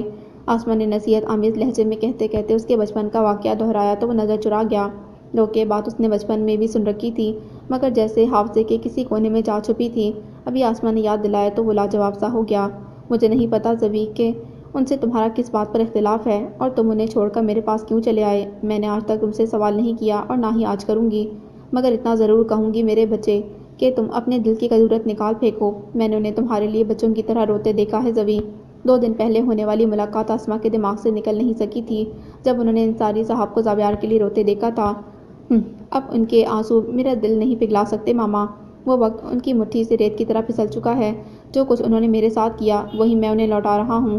انہوں نے مجھ سے میری خوشی چھینی تھی، اب میں انہیں ہر اس خوشی سے محروم رکھوں گا جو میرے توسط سے انہیں مل سکتی ہے۔ انہوں نے زاویار انصاری کو کھو دیا ہے، سوئی ریت میں کھو جائے تو شاید مل سکتی ہے، مگر زاویار انصاری کو کھو کر وہ دوبارہ کبھی نہیں پائیں گے، کبھی نہیں۔ زہر میں بجھی سوچیں اسے نفرت سے نیلا کیے دے رہی تھیں۔ تم اپنے دل کا میل دھو ڈالو زوی، آسماں اس کی سوچوں سے بے خبر محبت سے اصرار کر رہی تھیں۔ دل کا ہر میل دھویا جا سکتا ہے ماما۔ کبھی کبھی کسی کا وجود کسی کی وجہ سے کسی ایسی غلاظت کی لپیٹ میں آ جاتا ہے کہ اسے 7 سمندروں کا پانی مل کر بھی نہیں دھو سکتا۔ میں بھی یہ میل صاف نہیں کر سکتا ماما، جس نے جسم کے بجائے روح کو متعفن کر دیا ہے۔ کچھ دیر خاموش رہنے کے بعد اس نے مستحکم اور مضبوط لہجے میں کہہ کر بات ختم کی تو آسما اسے حیرت سے دیکھتی رہ گئی۔ وہ کیا کہہ گیا تھا وہ سمجھ نہ سکیں، بس الجھی نظروں سے اسے دیکھتی رہیں۔ اس کا ارادہ کمرے سے باہر نکلنے کا تھا کہ اندر آتی شہرین کو دیکھ کر رک گیا۔ وہ اندر داخل ہو گئی تھی۔ ہیلو ایوری بڈی۔ کمرے کا ماحول خاصا بوجھل تھا۔ شہرین کی فریش مسکراہٹ اور تر و تازہ وجود کی آمد سے اس میں خوشگواری درائی تھی۔ آسما زیر بحث موضوع کو فی الحال موقوف کرتے ہوئے اس کے استقبال کے لیے اٹھ کھڑی ہوئیں، جو ان کے ایک بلاپے پر چلی آئی تھی۔ ہیلو بیٹا، کیا حال ہے تمہارا؟ آگے بڑھ کر اسے شانے سے لگاتے ہوئے انہوں نے لگاوٹ سے پوچھا تھا۔ شہرین نے کنکھیوں سے زاویار کی طرف دیکھا جو اس کی جانب متوجہ ہی تھا۔ میں تو ٹھیک ہوں، لگتا ہے دشمنوں کا فیوز اڑا ہوا ہے۔ بکے ہاتھ میں لیے وہ اس کی طرف چلی آئی تھی۔ زاویار کی آنکھوں میں درد شرمندگی اسے چھپی نہ رہ سکی۔ آسما مسکرا کر زاویار کو دیکھنے لگی تھی۔ ارے نہیں، آج تو زوی خاصا بہتر محسوس کر رہا ہے، کیوں زوی؟ اچھا ہوں، وہ سنجیدگی سے کہتا دوبارہ بیڈ پر بیٹھ گیا۔ وجہ بتاؤں مامی؟ شہرین نے چہک کر آسما سے پوچھا اور بولی، بقول شاعر، میرے دیکھے سے جو آتی ہے منہ پہ رونق، لوگ سمجھتے ہیں بیمار کا حال اچھا ہے، یہ دراصل میری آمد کا اثر ہے مامی، ورنہ یہ حضرت ابھی تک بستر پر پڑے ہوتے۔ بکے اس کے ہاتھ میں تھماتے وہ آسما سے ہی مخاطب تھی۔ بلا شبہ آسما ہنس دی۔ تھینکس، زاویار نے بکے سائڈ ٹیبل پر رکھتے دھیرے سے کہا تھا تو شہرین کمر پر دونوں ہاتھ رکھ کر اسے گھوننے لگی۔ ہاؤ مین یو زوی، ایک تو اس دن مجھے ناراض کیا اور پھر سوری بھی کرنا یاد نہیں رہا تمہیں۔ سچ میں نے تو سوچ لیا تھا کہ آؤں گی ہی نہیں، اگر مامی نے اور ماما نے نہ کہا ہوتا تو مشکل سے ہی تمہیں شکل دکھاتی۔ اپنائیت بھرا غصہ اودایا تھا۔ وہ لڑنے مرنے پر تل گئی۔ اچھا ہی ہوتا کم از کم سکون سے تو رہتا۔ ظاہر بیزاری کا مظاہرہ کرتا وہ سامنے دیوار پر لگے ٹی وی کی اسکرین پر نظر جما کر بیٹھ گیا۔ کمینے ہو تم پورے، انتہائی گھٹیا انسان ہو۔ شہرین نے آؤ دیکھا نہ تاؤ کرارا ہاتھ رسید کیا تھا اسے۔ ارے ریلیکس شہری، کیا کر رہی ہو؟ آسما نے دوسری دھپ لگانے سے پہلے اس کا ہاتھ پکڑ لیا۔ مذاق کر رہا ہے یہ تو، صبح سے 3-4 بار پوچھ چکا ہے تمہارا، ابھی بھی تم نہ آتی تو فون کرنے ہی لگا تھا تمہیں، انہوں نے کہا تو شہرین نے متشبہ نظروں سے اسے دیکھا جس کا چہرہ اس بات کا تاثر دے رہا تھا مگر آنکھوں میں نفی تھی۔ زوی، مامی سچ کہہ رہی ہیں؟ مجھے کیا پتا، تم سے کہہ رہی ہیں، تم جانو۔ بائیں ہاتھ میں ریموٹ کنٹرول لیتے اس نے اب اپنی ساری توجہ ٹی وی کی جانب مرکوز کر لی تھی۔ انداز ایسا تھا کہ وہ اسے ایک اور دھپ رسید کرتی دھم سے اس کے ساتھ ہی بیڈ پر بیٹھ گئی۔ ادھر دو ریموٹ کنٹرولر، میرا فیوریٹ ڈرامہ آ رہا ہے، آج لاسٹ ایپیسوڈ بھی ہے، sorry I can't miss it. اس نے مزے سے ریموٹ کنٹرولر اس کے ہاتھ سے چھین لیا۔ اسے اپنی جون میں واپس آتا دیکھ زاویار نے دل کو ہلکا محسوس کیا، تاہم چڑھ کر بولا، تمہیں ڈرامے دیکھنے کی کیا ضرورت ہے، تم تو خود ایک ڈرامہ کوئین ہو۔ میری فکر چھوڑ دو، خود کو دیکھو، پورے 36 گھنٹے کی فلم ہو تم۔ دو بدو جواب آیا تھا۔ آسما نے انہیں لڑتا دیکھا تو مسکرا کر باہر نکل گئی۔ آخر ان فضول ڈراموں میں ہے ہی کیا سوائے رونے دھونے کے یا پھر خاندانی سازشوں کے اور ساس نندوں کے جھگڑوں کے۔ ارے یہی تو کام کی چیز ہے ڈیئر، اتنا تو ہماری امیاں ہمیں سسرال میں رہنے اور شوہروں کو قابو کرنے کے گڑ نہیں سکھا پاتی جس قدر کے ڈرامے ہماری رہنمائی کرتے ہیں، تم بھی دیکھ لو، کام آئیں گے۔ پیر پسار کر بیٹھتے وہ مزے سے بولی تھی۔ زاویار نے کوف سے سر نفی میں ہلایا۔ You are impossible, I know I am, ادھر جواب تیار تھا۔ چڑیوں کی چہکار پر آنکھ کھلی تھی اس کی۔ رات دیر سے سونے کے باوجود وہ خاصی الگ صبح جاگ گئی تھی۔ کمرے کی نامانوس فضا نے کچھ دیر کے لیے اسے حیران کر دیا۔ اوہ، میں رات یہیں سو گئی۔ اس نے اٹھتے ہوئے اپنے گرد و پیش پر نظر ڈالی۔ دادی کے کمرے کی دائیں جانب بنا یہ گیسٹ روم اس کے نام پر ڈیکوریٹ کرا دینے کے باوجود بھی ابھی تک ان کے ساتھ ہی سوتی تھی۔ شرازی صاحب نے بذات خود اس کے لیے فرنیچر خریدا تھا جب سے در مکنون اوپر کی منزل پر شفٹ ہوئی تھی۔ اس کے تمام معاملات وہ اپنے ہاتھ میں لے چکے تھے، وگرنہ اس سے پہلے انہوں نے کبھی بھی گھریلو معاملات میں مداخلت نہیں کی تھی۔ حتیٰ کہ 3 سال پہلے جب وہ سائرہ بیگم کی ناراضگی کے باوجود اسے اس گھر میں لائے تھے تب بھی وہ اس کے لیے کسی اچھے کمرے کو مختص کرنے کی پوزیشن میں نہیں تھے۔ اس وقت تو اتنا ہی بہت تھا کہ سائرہ نے اسے گھر میں رہنے کی اجازت دی تھی، مگر تب میں اور آج میں بڑا فرق آ چکا تھا۔ وہ در مکنون کی جگہ اس گھر میں مستقل طور پر بنا چکے تھے۔ گھر میں شادی کے باعث مہمانوں کی آمد و رفت اور کچھ در مکنون کے مزاج کے پیش نظر دادی نے اسے اپنے ساتھ ہی رکھا ہوا تھا۔ ہاتھوں سے بالوں کو سمیٹتی وہ اٹھ بیٹھی۔ نیند کا خمار رخصت ہوا تو کل رات عینی سے ہونے والی ملاقات ذہن میں دوبارہ تازہ ہو گئی جسے خولا اور شہرین اسے بنا اطلاع کے دیے چلی آئی تھیں۔ زاویار کے ایکسیڈنٹ کے بعد اسے یقین تھا کہ عینی کراچی آئے گی تو اسے ضرور ملے گی۔ خولا کے ذریعے اس کی یہاں موجودگی کی اطلاع اسے یقیناً مل چکی ہوگی، تاہم پھر بھی اسے سامنے پا کر کتنے ہی لمحے وہ شوق سی رہی، کیونکہ گزرے چند دنوں میں اس نے خود کو اس ملاقات کے لیے لاشعوری طور پر تیار کرنے کی از حد کوشش کی تھی اور کسی قدر خود کو سمجھا بھی چکی تھی، لیکن اسے یوں اچانک دیکھ کر وہ خود کو کمپوز نہیں کر سکی تھی۔ اپنے مجرم کی بہن سے وہ کس طرح پیش آئے گی؟ جو کہ اس کی دوست بھی ہے۔ کیسی ہو دوری؟ کہاں تھی تم یار؟ اینی محبت سے اس کے گلے لگ گئی تھی۔ اچھی ہوں، وہ بمشکل کہہ سکی۔ وہ تو نظر آ رہا ہے۔ اسے الگ ہوتے ہوئے اینی نے اسے ستائشی نظروں سے سرتا پیر دیکھا۔ میں تو پہلے بھی کہتی تھی تمہیں، ذرا ویٹ لوز کرو تو بالکل ماڈل لگو گی، مگر تم نے مجال ہے جو میری کبھی سنی ہو۔ اف، قسم سے زبردست ہو گئی ہو تم تو، کتنی گریسفل لگنے لگی ہو، سچ بہت بدل گئی ہو تم دوری۔ خوشی اور جوش کے باعث اینی بے ربط ہوتی جا رہی تھی۔ دور مکنون نے سہمے ہوئے انداز میں اس کی طرف دیکھا۔ مبادہ زاویار کے پروپوزل سے متعلق وہ کوئی بات کہے، مگر اینی کے چہرے پر کچھ نظر نہیں آیا۔ تاہم شہرین کی آنکھوں میں ایسا کچھ ضرور تھا جس نے اسے نروس کر دیا تھا۔ زاویار کی خولا اور شہرین کے ساتھ کس قدر انڈرسٹینڈنگ ہے، وہ اس سے کمحقہ واقف تھی۔ خوشی اور جوش کے باعث اینی بے ربط ہوتی جا رہی تھی۔ دور مکنون نے سہمے ہوئے انداز میں اس کی طرف دیکھا۔ مبادہ زاویار کے پروپوزل سے متعلق وہ کوئی بات کہے، مگر اینی ایسے میں اس پروپوزل کے بارے میں ان دونوں کا لا علم رہنا اس کے نزدیک ناممکن تھا۔ وقت بھی تو کتنا گزر گیا نا، تم بھی چینج لگ رہی ہو۔ ردا خولا اور شہرین کے ساتھ اسے لے گئی تو اس نے گہری سانس بھر کر کہا۔ ان تینوں کے چلے جانے سے اس نے خود کو ریلیکس محسوس کیا۔ بالکل نہیں، میں تو ویسی کی ویسی ہوں، تمہاری طرح بے مربت نہیں کہ پلٹ کر خبر ہی نہ لی تم نے، اینی نے شاکی لہجے میں کہا تو وہ ہونٹ بھیج گئی۔ سچ کہاں کہاں نہیں ڈھونڈا تمہیں، تمہارا موبائل نمبر بھی بند ملتا تھا ہمیشہ، جتنے بھی کانٹیکٹ نمبر سے تمہارے سب پر 100 بار تو کم از کم کال کی ہوگی میں نے، مگر تم نہ ملی۔ اور اب جب کہ میں بالکل مایوس ہو چکی تھی کہ زندگی میں کبھی تم سے ملاقات نہ ہوگی، تو اچانک ایسے ملنا ہوا کہ خوشی سے شاکڈ ہو گئی ہوں۔ اینی کے گلہ آمیز نظریں اسے نادم دیکھ کر نرم ہو گئی تھیں۔ کبھی سوچ بھی نہیں سکتی تھی کہ تم ہمیں اجی بھائی کے ان لاس کے ہاں ملو گی۔ اس کو کہتے ہیں دنیا گول ہے۔ جب زوی بھائی کے ایکسیڈنٹ کی خبر ملی تو میں جیسے ٹوٹ ہی گئی تھی، مگر سچ کہا ہے کسی نے کہ اللہ کے ہر کام میں کوئی نہ کوئی مصلحت ہوتی ہے، وہ جو کرتا ہے ہمارے بھلے کے لیے کرتا ہے۔ ہاں، مگر جو کچھ میرے ساتھ ہوا اس میں بھلا کس کی بھلائی تھی؟ کیا میری، یا زاویار انصاری کی، یا میرے ماما بابا کی؟ درد کے احساس میں ڈوبی سوچیں اسے دکھی کر گئیں۔ کچھ تھا اس کے چہرے پر۔ اینی نے بے ساختہ آگے بڑھ کر اسے شانے سے لگا لیا۔ میں جانتی ہوں تم کیا سوچ رہی ہو دوری، مگر ہمارے ہر دکھ سے بڑھ کر اللہ کی رحمت ہے۔ صوفیہ آنٹی اور انکل زاہد کی جدائی کتنی ہی شوق سہی، تم پھر بھی لکی ہو کہ تمہیں اپنوں کی چھت میسر ہے۔ میں ملی ہوں دادی سے، بہت نائس ہیں وہ، انکل شرازی اور سائرہ آنٹی سب کتنے اچھے اور پرخلوص ہیں۔ خولا باجی نے بتایا ہے مجھے کہ تمہاری کتنی پرواہ کرتے ہیں سب، وہ دلاسا دے رہی تھی، مگر لہجے میں یقین تھا۔ دور مکنون پلکوں کی منڈیر پر ڈیرہ جماتی نمی کو جذب کرتے ہوئے ہلکے سے اس بات میں سر ہلا گئی، یہ سچ ہی تھا، زندگی نے جو کچھ چھینا تھا اس سے اس کے بعد زخموں کا مداوا بھی کیا تھا۔ دکھ اپنی جگہ صحیح، مگر جرقوں کی چارہ گھڑی ضرور تھی۔ تم بالکل صحیح کہہ رہی ہو اینی، واقعی میں خوش نصیب ہوں کہ اللہ نے مجھے ریلیٹیوز سے ملوا دیا، ورنہ ماما بابا کے بعد کتنی تنہا ہو گئی تھی میں۔ تنہا تو میں رہ گئی تھی تمہارے پیچھے۔ سچ دوری، تمہارے بعد کسی سے اس طرح دوستی نہ ہو سکی جیسے تم سے تھی۔ ابھی الیکس سب سے ہے، مگر ٹرو فرینڈشپ تو کسی سے نہیں۔ تم جس ویک عمرے کے لیے گئیں، ٹھیک اس دن ایک دن پہلے زوی بھائی کی کار کسی کار لفٹر نے پستول دکھا کر چھین لی۔ اس پر آغا جان اور زوی بھائی کے درمیان زبردست جھگڑا ہوا۔ زوی بھائی مصر تھے کہ آغا جان اپنا انفلوئنس استعمال کر کے ان لڑکوں کو پکڑوائیں جنہیں زوی بھائی نے پہچان لیا تھا، مگر آغا جان کسی سے دشمنی مول نہیں لینا چاہتے تھے۔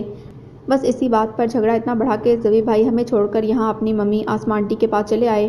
اس کے کچھ مہینوں بعد شہری آپی بھی پھپھا جان کے ٹرانسفر کے نتیجے میں کراچی چلی گئیں۔ خولا آپی تو تمہارے سامنے ہی جا چکی تھیں۔ طارق بھیا بھی فوج جوائن کر چکے تھے، تو سمجھو اتنے بڑے انصاری ہاؤس میں اکیلی ہی رہ گئی۔ تمہیں تو پتہ ہے کہ شیبہ اور مونا سے میری کبھی نہیں بنی، سو آج تک ٹھنی ہوئی ہیں۔ اینی دھیرے دھیرے سب بتاتی چلی گئی، مگر اس کا ذہن زاویار والی بات پر اٹک سا گیا، تو گویا زاویار اس وجہ سے انصاری ہاؤس چھوڑ کر اپنی حقیقی والدہ کے پاس چلا آیا تھا۔ عمرے پر جانے سے ایک دن پہلے کا واقعہ وہ مر کر بھی نہیں بھول سکتی تھی۔ اسی دن تو زاویار اسے اپنے ساتھ لے کر گیا تھا۔ وہ منحوس سے دن ہی تو اس کی زندگی پر اماوس کی رات بن کر چھایا ہوا تھا۔ وہ 21 جولائی کا دن، پھر اس کے بعد کبھی صبح ہی نہ ہوئی۔ وہ خود میں گم ہو کر بولی۔ اینی نے کسی قدر اچنبھے سے اسے دیکھا تھا۔ کیا مطلب؟ تحیر اس کے چہرے پر ہی نہیں، لہجے میں درایا تھا۔ نرمی سے دور مکنون کے کندھے پر ہاتھ رکھا تو وہ چونک کر خود سے واپس آئی۔ آئی ایم سوری، یکدم خود کو سمیٹا اور پھیکی سی مسکراہٹ لبوں سے سجا لی۔ دیکھو تو، باتوں باتوں میں تم سے میں نے کچھ کھانے پینے کا تو پوچھا ہی نہیں۔ چلو آؤ، تمہارے لیے اچھی سی چائے بناتی ہوں میں۔ اس کا ہاتھ پکڑ کر اٹھتے ہوئے وہ خود کو بدقت سنبھال سکی تھی۔ اینی نے کچھ کہنا چاہا مگر اس کے تیور دیکھ کر خاموش ہو رہی، جس پر سکون کا سانس لیتے ہوئے وہ اسے اپنے ساتھ کچن میں لے گئی تھی۔ پھر کتنی ہی دیر لبوں سے بے ارادہ پھسل پڑنے والے اس جملے کو اینی کے دھیان سے مٹانے کے لیے اس نے کئی سوال کیے، اور ان کے جواب دیتے اینی واقعی بھول گئی۔ گزرے سالوں میں اینی نے BCom کر لیا تھا اور آج کل MCom کا فرسٹ سیمسٹر دے کر فارغ تھی۔ ان دونوں کے ساتھ کی کتنی ہی کلاس فیلوز تھیں جو در مکنون کے مقابلے میں پڑھائی میں کافی کمزور تھیں، سبھی کچھ نہ کچھ کر رہی تھیں۔ آج کل در مکنون سب سے پیچھے رہ گئی تھی۔ اینی سے یہ سب سن کر اسے خود پر بڑا ترس آیا۔ وہ در مکنون کے روشن مستقبل کا ہر کسی کو یقین تھا، کوئی حسد اور کوئی رشک سے اسے دیکھتا تھا، ہر کسی کو یقین واثق تھا کہ یہ ذہین لڑکی بہت آگے جائے گی، آج زندگی اور کامیابی کی ڈور میں سب سے پیچھے تھی۔ تاہم اینی سے مل کر اس نے خود کو قدرے بہتر محسوس کیا تھا۔ وہ تو سمجھتی تھی کہ اپنے ماضی سے متعلق کسی بھی شخص سے ملنا اسے اندر تک اندھیر کر ڈالے گا، لوگ اس کے چہرے سے اس کا ماضی پڑھ لیں گے۔ گزرا ہوا وہ ثانیہ جیسے اس کی آنکھوں میں تحیر تھا، مگر ایسا نہیں ہوا تھا۔ اینی اس کے وجود پر چھائے اضمحلال کو اس کے والدین کی جدائی کا اثر سمجھ رہی تھی۔ اکرمن نے ٹھیک کہا تھا، در حقیقت اس کے ماضی نے اس کا دامن نہیں تھاما، بلکہ یہ تو خود وہ ہے جو اپنے ماضی کو مٹھی میں جکڑ کر بیٹھی ہوئی ہے۔ اینی کو سنتے ہوئے کئی بار اس کا دھیان بھٹکا اور پھر اینی اسے آج میں کھینچ لائی تھی۔ آج کئی سالوں بعد وہ اتنا بولی تھی، مگر اینی کے لیے یہ بھی کم تھا۔ وہ تو بس حیران ہی ہوتی تھی۔ یہ در مکنون اس دوری سے بہت الگ تھی جسے وہ جانتی تھی، جو اس کی دوست تھی۔ یہ تو در مکنون کے قالب میں کوئی اور ہی لڑکی تھی، جو ذرا سا مسکراتی تو اس کا درد اس کی آنکھوں سے جھلکنے لگتا تھا۔ گو کہ خولا کے ذریعے اینی کو در مکنون کے بارے میں کافی کچھ پتہ لگ چکا تھا، تاہم پھر بھی وہ متعجب سی رہ گئی اس سے مل کر۔ کیا کوئی اتنا بھی بدل سکتا ہے؟ در مکنون کو سلیقے سے ٹرالی میں چائے کے کپ رکھتے دیکھ کر ریفریشمنٹ سے جاتے اس نے سوچا۔ نظر جھکائی ہوئی در مکنون پر خاصی خاموشی کا تسلط تھا۔ اسے لگا کہ اگر وہ اس وقت چپ چاپ اٹھ کر یہاں سے چلی بھی جائے تو شاید در مکنون کے وجود پر سناٹا ہی چھائے رہے اور تب بھی وہ واپس نہ لوٹے، اور شاید وہ ایسا کر بھی گزرتی اگر شہرین اور خولا وہاں نہ چلی آتیں۔ شہرین کے پے در پے کیے گئے سوال نے در مکنون کو پھر کچھ دیر تک قطعاً کچھ سوچنے نہ دیا، حتیٰ کہ وہ لوگ اجازت لے کر واپس لوٹ آئیں۔ مجھے کال کرنا، یہ میرا کانٹیکٹ نمبر ہے، میں ابھی کچھ دنوں کے لیے یہیں کراچی میں ہوں، انفیکٹ آغا جان اور پاپا بھی آئے ہوئے ہیں، زبی بھائی کی وجہ سے یوں بھی بڑوں میں کچھ کھچڑی پک رہی ہے۔ تمہیں پتہ ہے خولا آپی کو طارق بھیا سے اور شیری آپی کو زبی بھائی سے منسوب کرنے کا فیصلہ کیا ہے آغا جان نے۔ خولا آپی نے تو غالباً ہاں کہہ دی ہے، اب دیکھو زبی بھائی اور شیری آپی کا کیا ہوتا ہے۔ تمہیں تو معلوم ہے کہ زبی بھائی کم ہی کسی کے روب میں آتے ہیں، آسانی سے مان جانے والے بندے وہ بھی ہیں نہیں۔ جاتے جاتے اینی اسے اپنا نمبر دے کر کان میں بہت سی خبریں انڈیل گئی تھی، جس پر کتنی ہی دیر وہ گود میں ہاتھ رکھے اپنی جگہ بیٹھی گہری سوچ میں گم رہی۔ کتنا آسان ہے مرد کے لیے زندگی کا نیا راستہ چن لینا، کسی کو زندہ قبر میں اتار کر اپنی راہ چل دینا۔ زابیار کے بارے میں سوچتے اسے اینی کی بتائی ہوئی کئی باتیں یاد آئی تھیں۔ کیا زابیار انصاری کی بہن سے مجھے اس طرح پیش آنا چاہیے تھا؟ ذہن میں کئی بار یہ سوال ادھم مچا چکا تھا۔ وہ صرف زابیار انصاری کی بہن ہی نہیں، تمہاری دوست بھی ہے در مکنون، وہ دوست جس نے ہمیشہ تمہیں اپنے دل سے قریب رکھا ہے، جس کے خلوص پر کسی کو شبہ نہیں، اور سب سے بڑھ کر بھلا اس کا کیا قصور، وہ تو اس سائنے سے بے خبر صرف خلوص اور محبت کا رشتہ نبھانے چلی آئی تھی۔ دل اسے ایک اور پہلو سے سوچنے کی دعوت دے رہا تھا۔ اس نے بے اختیار آنکھیں موند لی تھیں اور پھر نہ جانے کیسے وہ اسی کمرے میں سو گئی۔ کئی دنوں بعد کسی سے مل کر دل پر پڑا بوجھ کم محسوس ہوا تھا۔ اسے ماننا ہی پڑا کہ اینی سے ہونے والی ملاقات اسے اندر سے کچھ مربوط کر گئی ہے۔ ابھی بھی یہ یاد کر کے وہ خود پر چھائے جانے والے سناٹے کو ٹوٹتا ہوا محسوس کر رہی تھی۔ خوابیدہ احساسات جیسے گہری نیند سے بیدار ہو چکے تھے۔ کچھ سوچ کر وہ بیڈ سے اتر آئی، منہ ہاتھ دھو کر خود کو فریش محسوس کرتی وہ کچن میں چلی آئی تھی۔ نیچے کی منزل کی خاموشی بتا رہی تھی کہ ابھی سب سوئے ہوئے ہیں۔ سو اپنے لیے چائے بنانے کے ارادے سے اس نے برنر آن کیا۔ ابھی چائے بنا کر پلٹی ہی تھی کہ دروازے میں کھڑے اظہار صاحب کو دیکھ کر کچھ ٹھٹک سی گئی، ہاتھ میں پکڑا کپ بھی لرز گیا۔ او ہو، تو چوری چھپے ناشتہ کیے جا رہا ہے۔ اس کی بوکھلاہٹ کا حز اٹھاتے وہ دو قدم اندر آتے اپنی نظروں کے حصار میں اسے لے گئے تھے۔ وہ پوری طرح خفت کا شکار ہوئی تھی اس لمحے۔ میں تو چلیں کوئی بات نہیں، میں کسی سے کہوں گا تھوڑی ہی، قریب آ کر رازدارانہ انداز میں کہا تو سٹپٹا کر دو قدم پیچھے ہٹی۔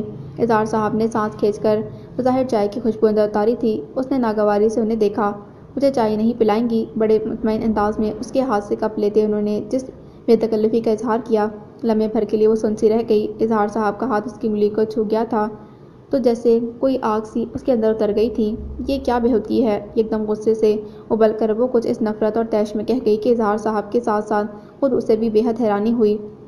اپنی حد میں رہیے سمجھے آپ، راستہ دے مجھے۔ نہ جانے کہاں سے اتنی ہمت آ گئی تھی اس میں کہ سامنے ڈٹے کھڑے اظہار صاحب کو ایک طرف ہٹاتے ہوئے وہ سیلابی ریلے کی مانند دروازے کی طرف بڑھ گئی تھی۔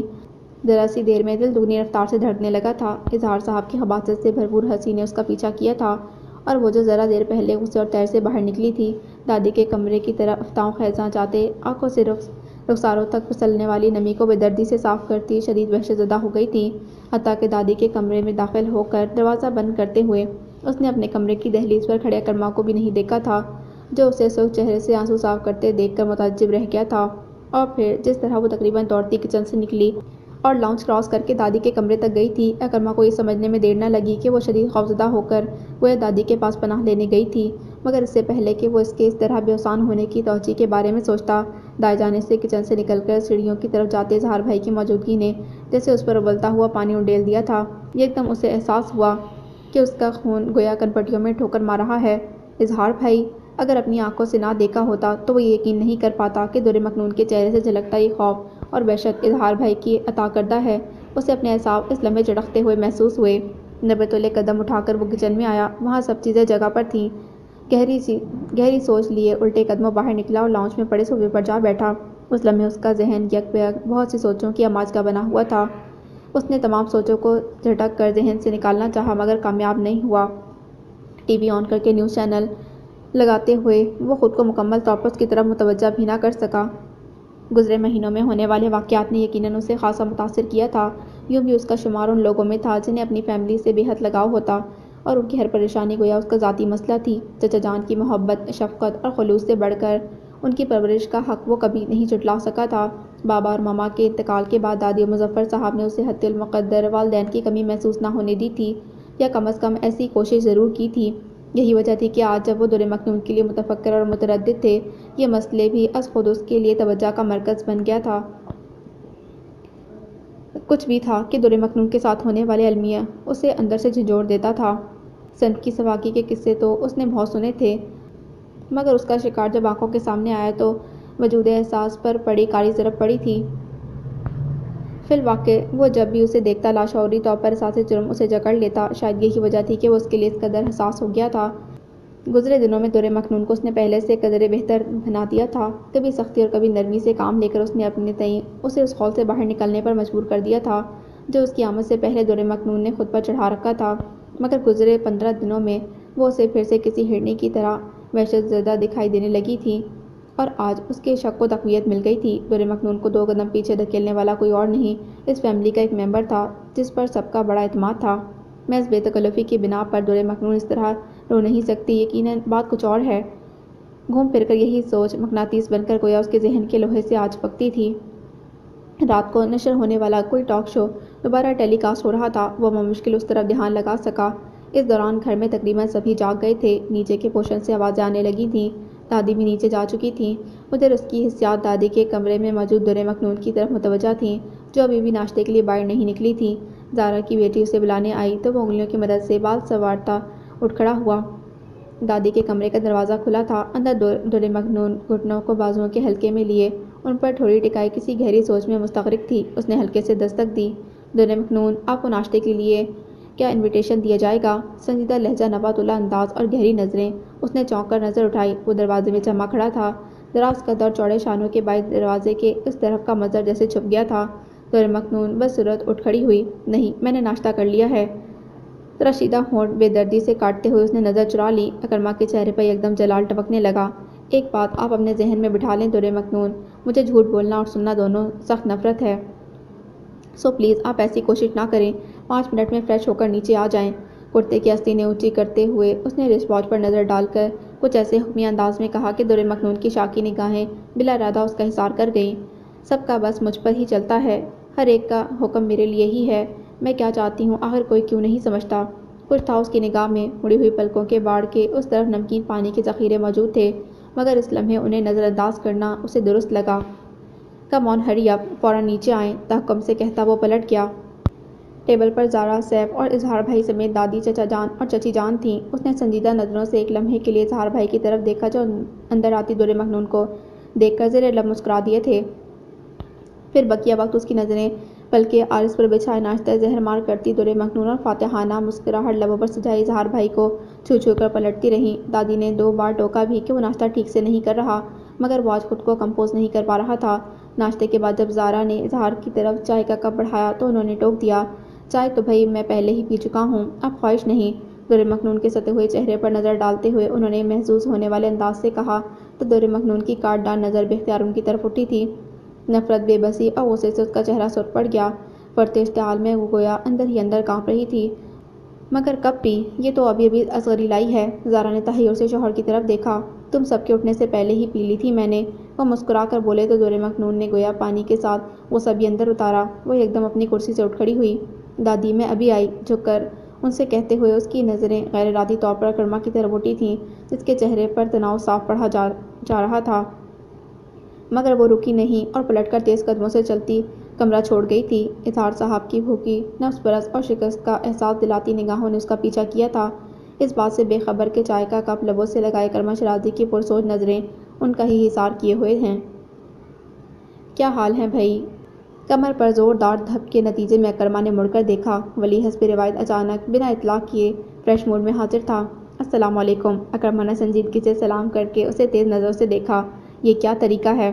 یہ طریقہ نمبر 10 ہے، ولی چڑھ کر بولا اور گھوم کر سامنے چلا آیا۔ یہ تم گناہ گاروں کی طرح منہ چھپا کر کیوں غائب ہو؟ خیریت تو ہے؟ فکر مندی جتاتا وہ مصافحہ کے لیے ہاتھ بڑھاتا سامنے آ بیٹھا تھا۔ کم آن ولی، تمہیں پتہ تو ہے اگلے ہفتے ردا کی شادی ہے۔ مصافحہ کرتے اس نے رسانت سے کہا۔ تو شادی ردا کی ہے نہ کہ تمہاری، یا تم نے ایز اے ایونٹ پلانر کام کرنا شروع کر دیا ہے؟ اگر ایسا ہے تو تمہیں کم از کم مجھے ضرور بتانا چاہیے تھا۔ صوفے کی پشت پر بازو پھیلائے ہوئے ولی کی باتیں ہمیشہ کی طرح بے سروپا تھیں۔ شوق مسکراہٹ سمیت وہ اس کی طرف متوجہ تھا۔ کیوں بے تکی ہانکتے ہو؟ اکرما نے سنجیدہ لہجے میں ٹوکا۔ شارجہ سے اظہار بھائی آئے ہوئے ہیں، انہیں کمپنی دینی ہوتی ہے، پھر دوسرے مہمان بھی ہیں، مصروفیت بڑھ گئی ہے۔ دادی کا حکم ہے کہ میں کچھ ٹائم گھر پر بھی دوں۔ اس نے حقیقت حال سے واقف کیا۔ یہ سچ ہی تھا، دادی نے واقعی اسے حکم دے ڈالا تھا۔ عبید بھائی کی غیر موجودگی میں کسی نہ کسی کو تو سعد بھائی اور اظہار بھائی کو کمپنی دینی ہی تھی۔ یہی وجہ تھی کہ اس نے شام کی کلاسز سے فی الحال آف لے رکھا تھا۔ پچھلے دنوں ولی اسے زبردستی کلب لے گیا تھا اپنے ساتھ، اس دن کے بعد سے وہ اسے ملنے نہیں جا سکا تھا۔ آج تو یوں بھی دادی گھر پر نہیں تھی، اس لیے وہ گھر پر رکا ہوا تھا۔ اوہ آئی سی، تو یوں کہو شارجہ ریٹرنرز کو کمپنی دی جا رہی ہے؟ ولی نے شوخی سے آنکھیں گھمائیں، پھر یکدم نزدیک ہوتے ہوئے رازداری سے سوال کیا۔ ویسے سچ سچ بتا میرے یار، دادی کا حکم محض ٹائم دینے تک ہی ہے یا رضامندی بھی مانگ لی ہے تم سے؟ کیا مطلب؟ اس نے بھویں سکیڑی۔ مطلب یہ کہ کہیں ردا کے ساتھ ساتھ تمہارے ہاتھ بھی تو نیلے پیلے تو نہیں کیے جا رہے؟ بکو مت۔ بات سمجھ آنے پر کرارا ہاتھ ولی کی خیریت دریافت کر گیا۔ عبید بھائی کا آنا ملتوی ہو گیا ہے، اسی لیے چچا جان کے ساتھ کسی نہ کسی کا ہونا ضروری ہے۔ اس نے مطلع کیا۔ آئی سی، خیریت، وہ کیوں نہیں آ رہے؟ اس اطلاع پر اس نے سنجیدگی سے استفسار کیا تو اکرما نے مختصراً ان کی مجبوری بتا دی اور ان کو ملنے والے پروجیکٹ کا ذکر کیا۔ صحیح بات ہے، ایسی پرکشش آفر بندہ ٹھکرا بھی نہیں سکتا، پھر کچھ پانے کے لیے کچھ کھونا تو پڑتا ہے۔ ولی نے تائیداً سر ہلایا تھا، پھر اچانک کچھ یاد آنے پر اسے مشکوک نظروں سے دیکھا۔ ویسے جہاں تک میں تمہیں جانتا ہوں، عبید بھائی کی نہ آنے کی خبر سے تو تم اس قدر متاثر نہیں ہو سکتے۔ کچھ بات اور ہے۔ مزاج آشنائی کے اعزام کے ساتھ لیکن سے استفسار ہوا تھا۔ مطلب؟ اس کے ماتھے پر شکنیں پڑ گئیں۔ مطلب یہ میرے دوست کی بقول شاعر ہے کچھ تو بات مومن، کیوں یہ چھا گئی خاموشی؟ کسی بت کو دے دیا دل، کیوں بت سے ہو گئے ہو؟ ولی کا شعر پڑھنے کا انداز غضب تھا۔ اکرما نے گھسیا کر اسے مزید ایک کرارا ہاتھ رسید کیا۔ سدھر جاؤ تم۔ ایک بس میں ہی سدھر جاؤں؟ تم ساری زندگی یوں ہی بگڑے رہنا۔ ولی نے بازو سہلاتے ہوئے اسے گھوڑا تو ایک جاندار سی مسکراہٹ اس کے لبوں کو چھو گئی۔ ولی نے اسے گویا جھنجھوڑ دیا تھا۔ سیکنڈ کے ہزارویں حصے میں اس نے سوچا کہ کیا واقعی وہ متفکر اور پریشان ہے؟ اگر ہاں تو آخر کیوں؟ اور اس کیوں کا جواب خاصا پیچیدہ تھا۔ اسے احساس ہوا کہ وہ پچھلے 3-4 دن سے نہ صرف جلدی گھر آ جاتا ہے بلکہ بقیہ ٹائم گھر پر ہی گزارنے لگا ہے۔ جہاں سے اس کی روٹین سے دادی اور چچا جان خوش تھے، وہیں ولی پریشان ہو کر یہاں چلا آیا تھا، کیونکہ ہر دوسرے دن ایک دوسرے سے ملنے کی روٹین اس کی یو ایس سے واپس آنے کے بعد ایک بار پھر سے شروع ہو گئی تھی، جس میں اچانک ہی کوئی رکھنا پڑا تھا۔ وہ اندر ہی اندر چونک اٹھا۔ کیا میں نے اظہار بھائی پر نظر رکھنے کے لیے اپنے معمول میں تبدیلی کی ہے؟ خود سے سوال کیا۔ کہیں گھر پر ٹائم دینے کا محرک آج سا کھولا تو نہیں؟ اسے گہری سوچ میں مبتلا دیکھ کر ولی اٹھ کر ساتھ والے صوفے پر آ بیٹھا تھا۔ انتہائی رازداری سے دھیمے لہجے میں استفسار کیا، پھر وہی بات، تم اس سے ہٹ کر کچھ اور کیوں نہیں سوچتے؟ محض ایک ہی نقطے کے گرد گھومتی ہے تمہاری سوچ۔ وہ جھلا سا گیا۔ ولی کے لبوں پر معنی خیز مسکراہٹ اتر آئی، مگر اس سے پہلے کہ وہ کچھ کہتا اکرما نے اسے ٹوک دیا تھا، پلیز چینج دی ٹاپک۔ لہجے میں قدری بیزاری تھی۔ ولی نے چونک کر اس کے چہرے پر کچھ کھوجا اور اسے سمجھنے میں دیر نہ لگی کہ خولا کے لیے اس کا جواب نفی میں تھا۔ اوکے بابا، بدل دیتا ہوں ٹاپک، تم بھی ذرا موڈ بدل لو اور چلو میرے ساتھ۔ پیر پسارتے ہوئے ولی نے کہا تو وہ ٹی وی اسکرین سے نظر ہٹا کر اس کی طرف متوجہ ہو گیا۔ کہاں جانا ہے؟ بتا دوں گا، پہلے تم اٹھو تو صحیح۔ میرا موڈ نہیں۔ لاشعوری طور پر وہ اظہار بھائی کی واپسی کا منتظر تھا، جو کہ بقول دادی صبح ناشتے کے بعد سے ہی زارا اور بچوں سمیت کہیں گئے ہوئے تھے۔ موڈ بنانے سے بنتا ہے ڈیئر، تم اٹھتے ہو یا میں ترکیب نمبر 3 آزماؤں؟ ولی نے دھمکی آمیز لہجے میں کہا۔ اس سے پہلے کہ وہ کوئی جواب دیتا، دادی کے کمرے سے باہر آتی در مکنون کو دیکھ کر بات ہونٹوں میں ہی دبا گیا۔ ولی کی نظر اس کی نگاہ کے تعاقب میں سفر کرتی در مکنون تک آ رکی۔ وہ بھی اسے سامنے دیکھ کر ٹھٹک سی گئی۔ ولی اس کے رکنے کا فائدہ اٹھا کر پھرتی سے اٹھ کھڑا ہوا تھا۔ السلام علیکم۔ ہاتھ میں کتاب لیے وہ اکرما سے کچھ پوچھنے آئی تھی۔ ولی کو متوجہ دیکھ کر بلا ارادہ سلام کر ڈالا۔ وعلیکم السلام، خوش رہیے، آباد رہیے۔ پہلی بار اس نے خود سے سلام کرنے میں پہل کی تھی۔ ولی اور اکرما کو اچنبھا ہوا تھا۔ ولی کی خوش مزاجی اس سلام سے اود آئی تھی۔ اکرما نے گہری سانس بھر کر اسے دیکھا جو در مکنون کے ساتھ جا کھڑا تھا۔ در مکنون اس کے اس طرح دعا دینے پر جھیپ سی گئی۔ کہیے کیسی ہیں آپ؟ وہ سر پر سوال پوچھ رہا تھا۔ ٹھیک تو ہیں جی۔ شاباش، ٹھیک ہی رہیے گا، ٹھیک رہنے کے بھی خاصے فوائد ہوتے ہیں، وہ کہہ رہا تھا۔ در مکنون نے کچھ نہ سمجھتے سر ہلا دیا اور واپس پلٹنے کو تھی کہ ولی نے اسے پکار کر روک لیا۔ ارے محترمہ، کہاں جا رہی ہیں؟ دیکھیے تو میں کیا لایا ہوں۔ در مکنون نے مڑ کر استفہامیہ تحیّر سے اسے دیکھا۔ بھلا اکرما کا دوست اس کے لیے کیا لا سکتا ہے؟ ابھی وہ حیرت سے سوچ رہی تھی کہ ولی مڑ کر سینٹر ٹیبل کی طرف رکھا ایک شاپر اٹھا لایا جس پر اکرما کی بھی نظر پڑی تھی۔ اس کے پاس آ کر شاپر اس کی طرف بڑھایا۔ یہ لیجیے۔ جی میں اسے اچنبھا ہوا تھا۔ جی آپ، وہ اسی کے انداز میں بولا۔ در مکنون نے استفہامیہ نظریں اکرما کی طرف اٹھائیں، گویا وہ اجازت طلب کر رہی تھی۔ اکرما نے سر کے اشارے سے جواب دیا تو ولی نے معنی خیز مسکراہٹ اس کی طرف اچھالی۔ جواباً وہ اسے گرم نظروں سے دیکھ کر رہ گیا۔ کھول کر دیکھ لیں، بخدا اس میں بم نہیں ہے۔ جی، اسے کہنا ہی پڑا۔ شاپر میں کیک کا ڈبہ تھا۔ انفیکٹ کل ماں بدولت کی باقاعدہ بات طے کر دی گئی ہے۔ اس گھامٹ سے اپنی خوشی شیئر کرنے آیا تھا۔ دادی تو ہیں نہیں، سوچا ان کی جگہ آپ کو یہ شاپر پکڑا دوں۔ یوں بھی خواتین کو ہی ان چیزوں سے دلچسپی ہوتی ہے۔ کیک نکال کر اس نے سوالیہ نظر اٹھائی تو ولی شروع ہی ہو گیا۔ خبر خوشی کی تھی۔ اکرما اٹھ کر ان دونوں کے پاس چلا آیا اور اس کے شانے کو تھپک کر مبارکباد دی۔ اب دونوں کی نظریں در مکنون پر آ رکیں۔ مبارک ہو آپ کو۔ بالآخر در مکنون کو بھی بولنا ہی پڑا۔ تھینکس، وہ کھل کر مسکرایا تھا۔ در مکنون نے نوٹ کیا اس کے چہرے پر ہمیشہ کی طرح شوخی کا راج تھا، چمکتی آنکھوں میں شریر معنی خیزی تھی۔ مبارکباد کا تو واقعی میں مستحق ہوں، کیونکہ اسی بہانے آج آپ کی آواز تو سننے کو ملی، ورنہ میں تو ساری زندگی ڈم ہی سمجھتا رہتا آپ کو، وہ کہہ رہا تھا۔ حالانکہ پہلی بار فون پر سنی تھی اس کی آواز۔ در مکنون کی کشاد آنکھیں اس لہجے بے تکلفی پر پھیل گئی تھیں۔ جی، بے اختیار منہ سے نکلا تھا اس کے۔ ولی، اکرما نے تنبیہی انداز میں اسے پکارا، مگر اسے پرواہ کہاں تھی۔ ہنس کر در مکنون سے بولا، جی ہاں، کچھ غلط نہیں کہا میں نے۔ وہ آج در مکنون سمیت اکرما کو بھی حیران کیے دے رہا تھا۔ اکرما نے اس بار باقاعدہ گھورا تھا۔ ویسے بولا کریں، بقول شاعر، بات کیجیے کہ یہ فطرت انسان ہے شکیب، جالے لگ جاتے ہیں جب بند مکان ہوتا ہے۔ بات کرنا بھی خاصا دلچسپ عمل ہوتا ہے، کبھی کر کے دیکھیے گا۔ فکرہ مکمل کر کے وہ مسکرایا تو در مکنون دل گرفتگی سے سر جھکا گئی۔ بولنے کے لیے، بات کرنے کے لیے کچھ ہو بھی تو۔ ولی، ہم چلیں اب؟ غالباً اب تھوڑی دیر پہلے تو میرے ساتھ کہیں جانا چاہ رہے تھے۔ دانت پیستے اکرما نے خوشمگی نگاہوں سے اسے گویا وارننگ دی۔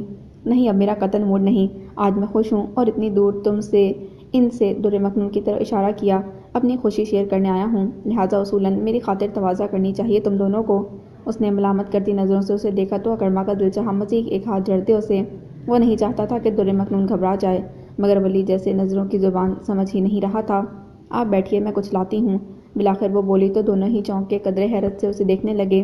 اظہار بھائی کی موجودگی میں جو لڑکی وحشت زدہ ہرنی کی مانند دکھائی دیتی تھی، اس لمحے ولی کے سامنے رسان سے بولتی اکرما کو مبتلائے حیرت کر رہی تھی۔ زہے نصیب، ولی ذرا سا جھک کر کارنش بجا لایا۔ در مکنون کے لبوں کی تراش میں سادہ سی مسکراہٹ اتر آئی۔ کوئی مفرہ اور مقوی قلب قسم کا مشروب لائیے گا سسٹر، کیونکہ آپ کے جاتے ہی یہاں کا ٹیمپریچر خاصا ہائی ہونے کا اندیشہ ہے۔ گرم نظروں سے اپنی جانب دیکھتے اکرما کو دیکھ کر خوف زدہ ہونے کی ایکٹنگ کرتا وہ بولا تو در مکنون نے سعادت مندی سے سر ہلا دیا۔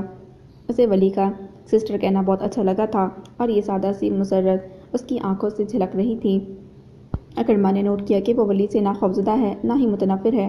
گزرے دنوں میں اس کی مسلسل اور متواتر آمد نے گویا در مکنون کی گھبراہٹ اور اس کی سراسیم کی جیسے جذب کر لی تھی۔ غالباً اس میں ولی کے شوق اور شفاف نیچر کا ہاتھ تھا۔ در مکنون نے اکرما کو سوالیہ نظر سے دیکھا تو اس نے نفی میں سر ہلا دیا۔ نہیں، میرے لیے کچھ مت لائیے گا، میں نے کچھ دیر پہلے ہی چائے پی ہے۔ جواباً وہ سر ہلا کر کچن کی طرف بڑھ گئی تھی۔ جواب مل گیا تھا اسے۔ ماشاءاللہ، کیا سائلنٹ کمیونیکیشن ہے۔ ولی کی زبان پر پھر کھجلی ہوئی تھی۔ اس بار اکرما نے شعلہ بار نظروں سے اسے دیکھا تھا۔ انتہائی فضول شخص ہو تم۔ لو، اس میں فضول کی کیا بات ہے، میں تو صرف تعریف ہی کر رہا تھا۔ وہ ولی ہی کیا جو شرمندہ ہو جائے۔ کندھے جھٹکتا وہ اکرما کی تیز نگاہوں کو اگنور کرتا صوفے پر آ بیٹھا۔ انداز توصیفی تھا۔ ویسے کیا واقعی یہ موصوفہ منہ میں زبان رکھتی ہیں؟ مجال ہے جو میں نے کچھ بولتے سنا ہو انہیں۔ تمہاری زبان بند ہوگی تو اگلا کچھ بول سکے گا نا، تم تو نان سٹاپ شروع ہو جاتے ہو۔ اس نے طنزی انداز میں جھاڑ پلائی تو ولی شان سے ہنس پڑا۔ مگر دیکھ لو، بالآخر آج میں نے اس چھوٹی سی لڑکی کو بولنے پر مجبور کر ہی لیا۔ وہ اپنی کارگزاری پر بڑا خوش تھا۔ اکرما کو اس کے انداز پر ہنسی آ گئی، ساتھ ساتھ لتاڑا بھی۔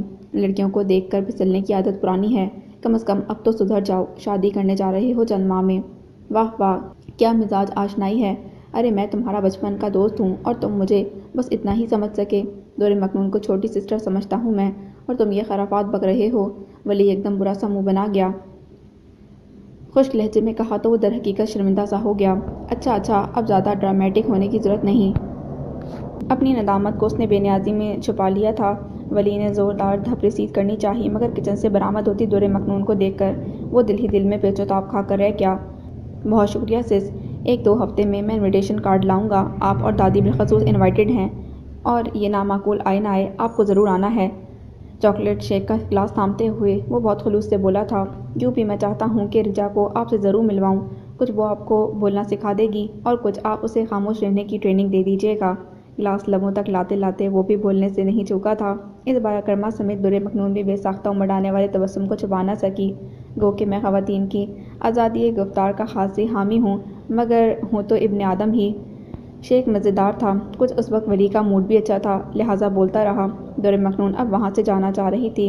اسے پر تولتا دیکھ کر اکرما نے اسے مخاطب کر لیا۔ در مکنون: جی، آپ کچھ پڑھ رہی تھیں؟ جی۔ تو پھر جائیے اپنی پڑھائی کنٹینیو کریں، ہم اب نیچے جائیں گے۔ اینڈ تھینکس کہ آپ نے اس گھامنڈ کے لیے زحمت کی، رسان سے کہتے گویا اس نے اس کی مشکل آسان کی۔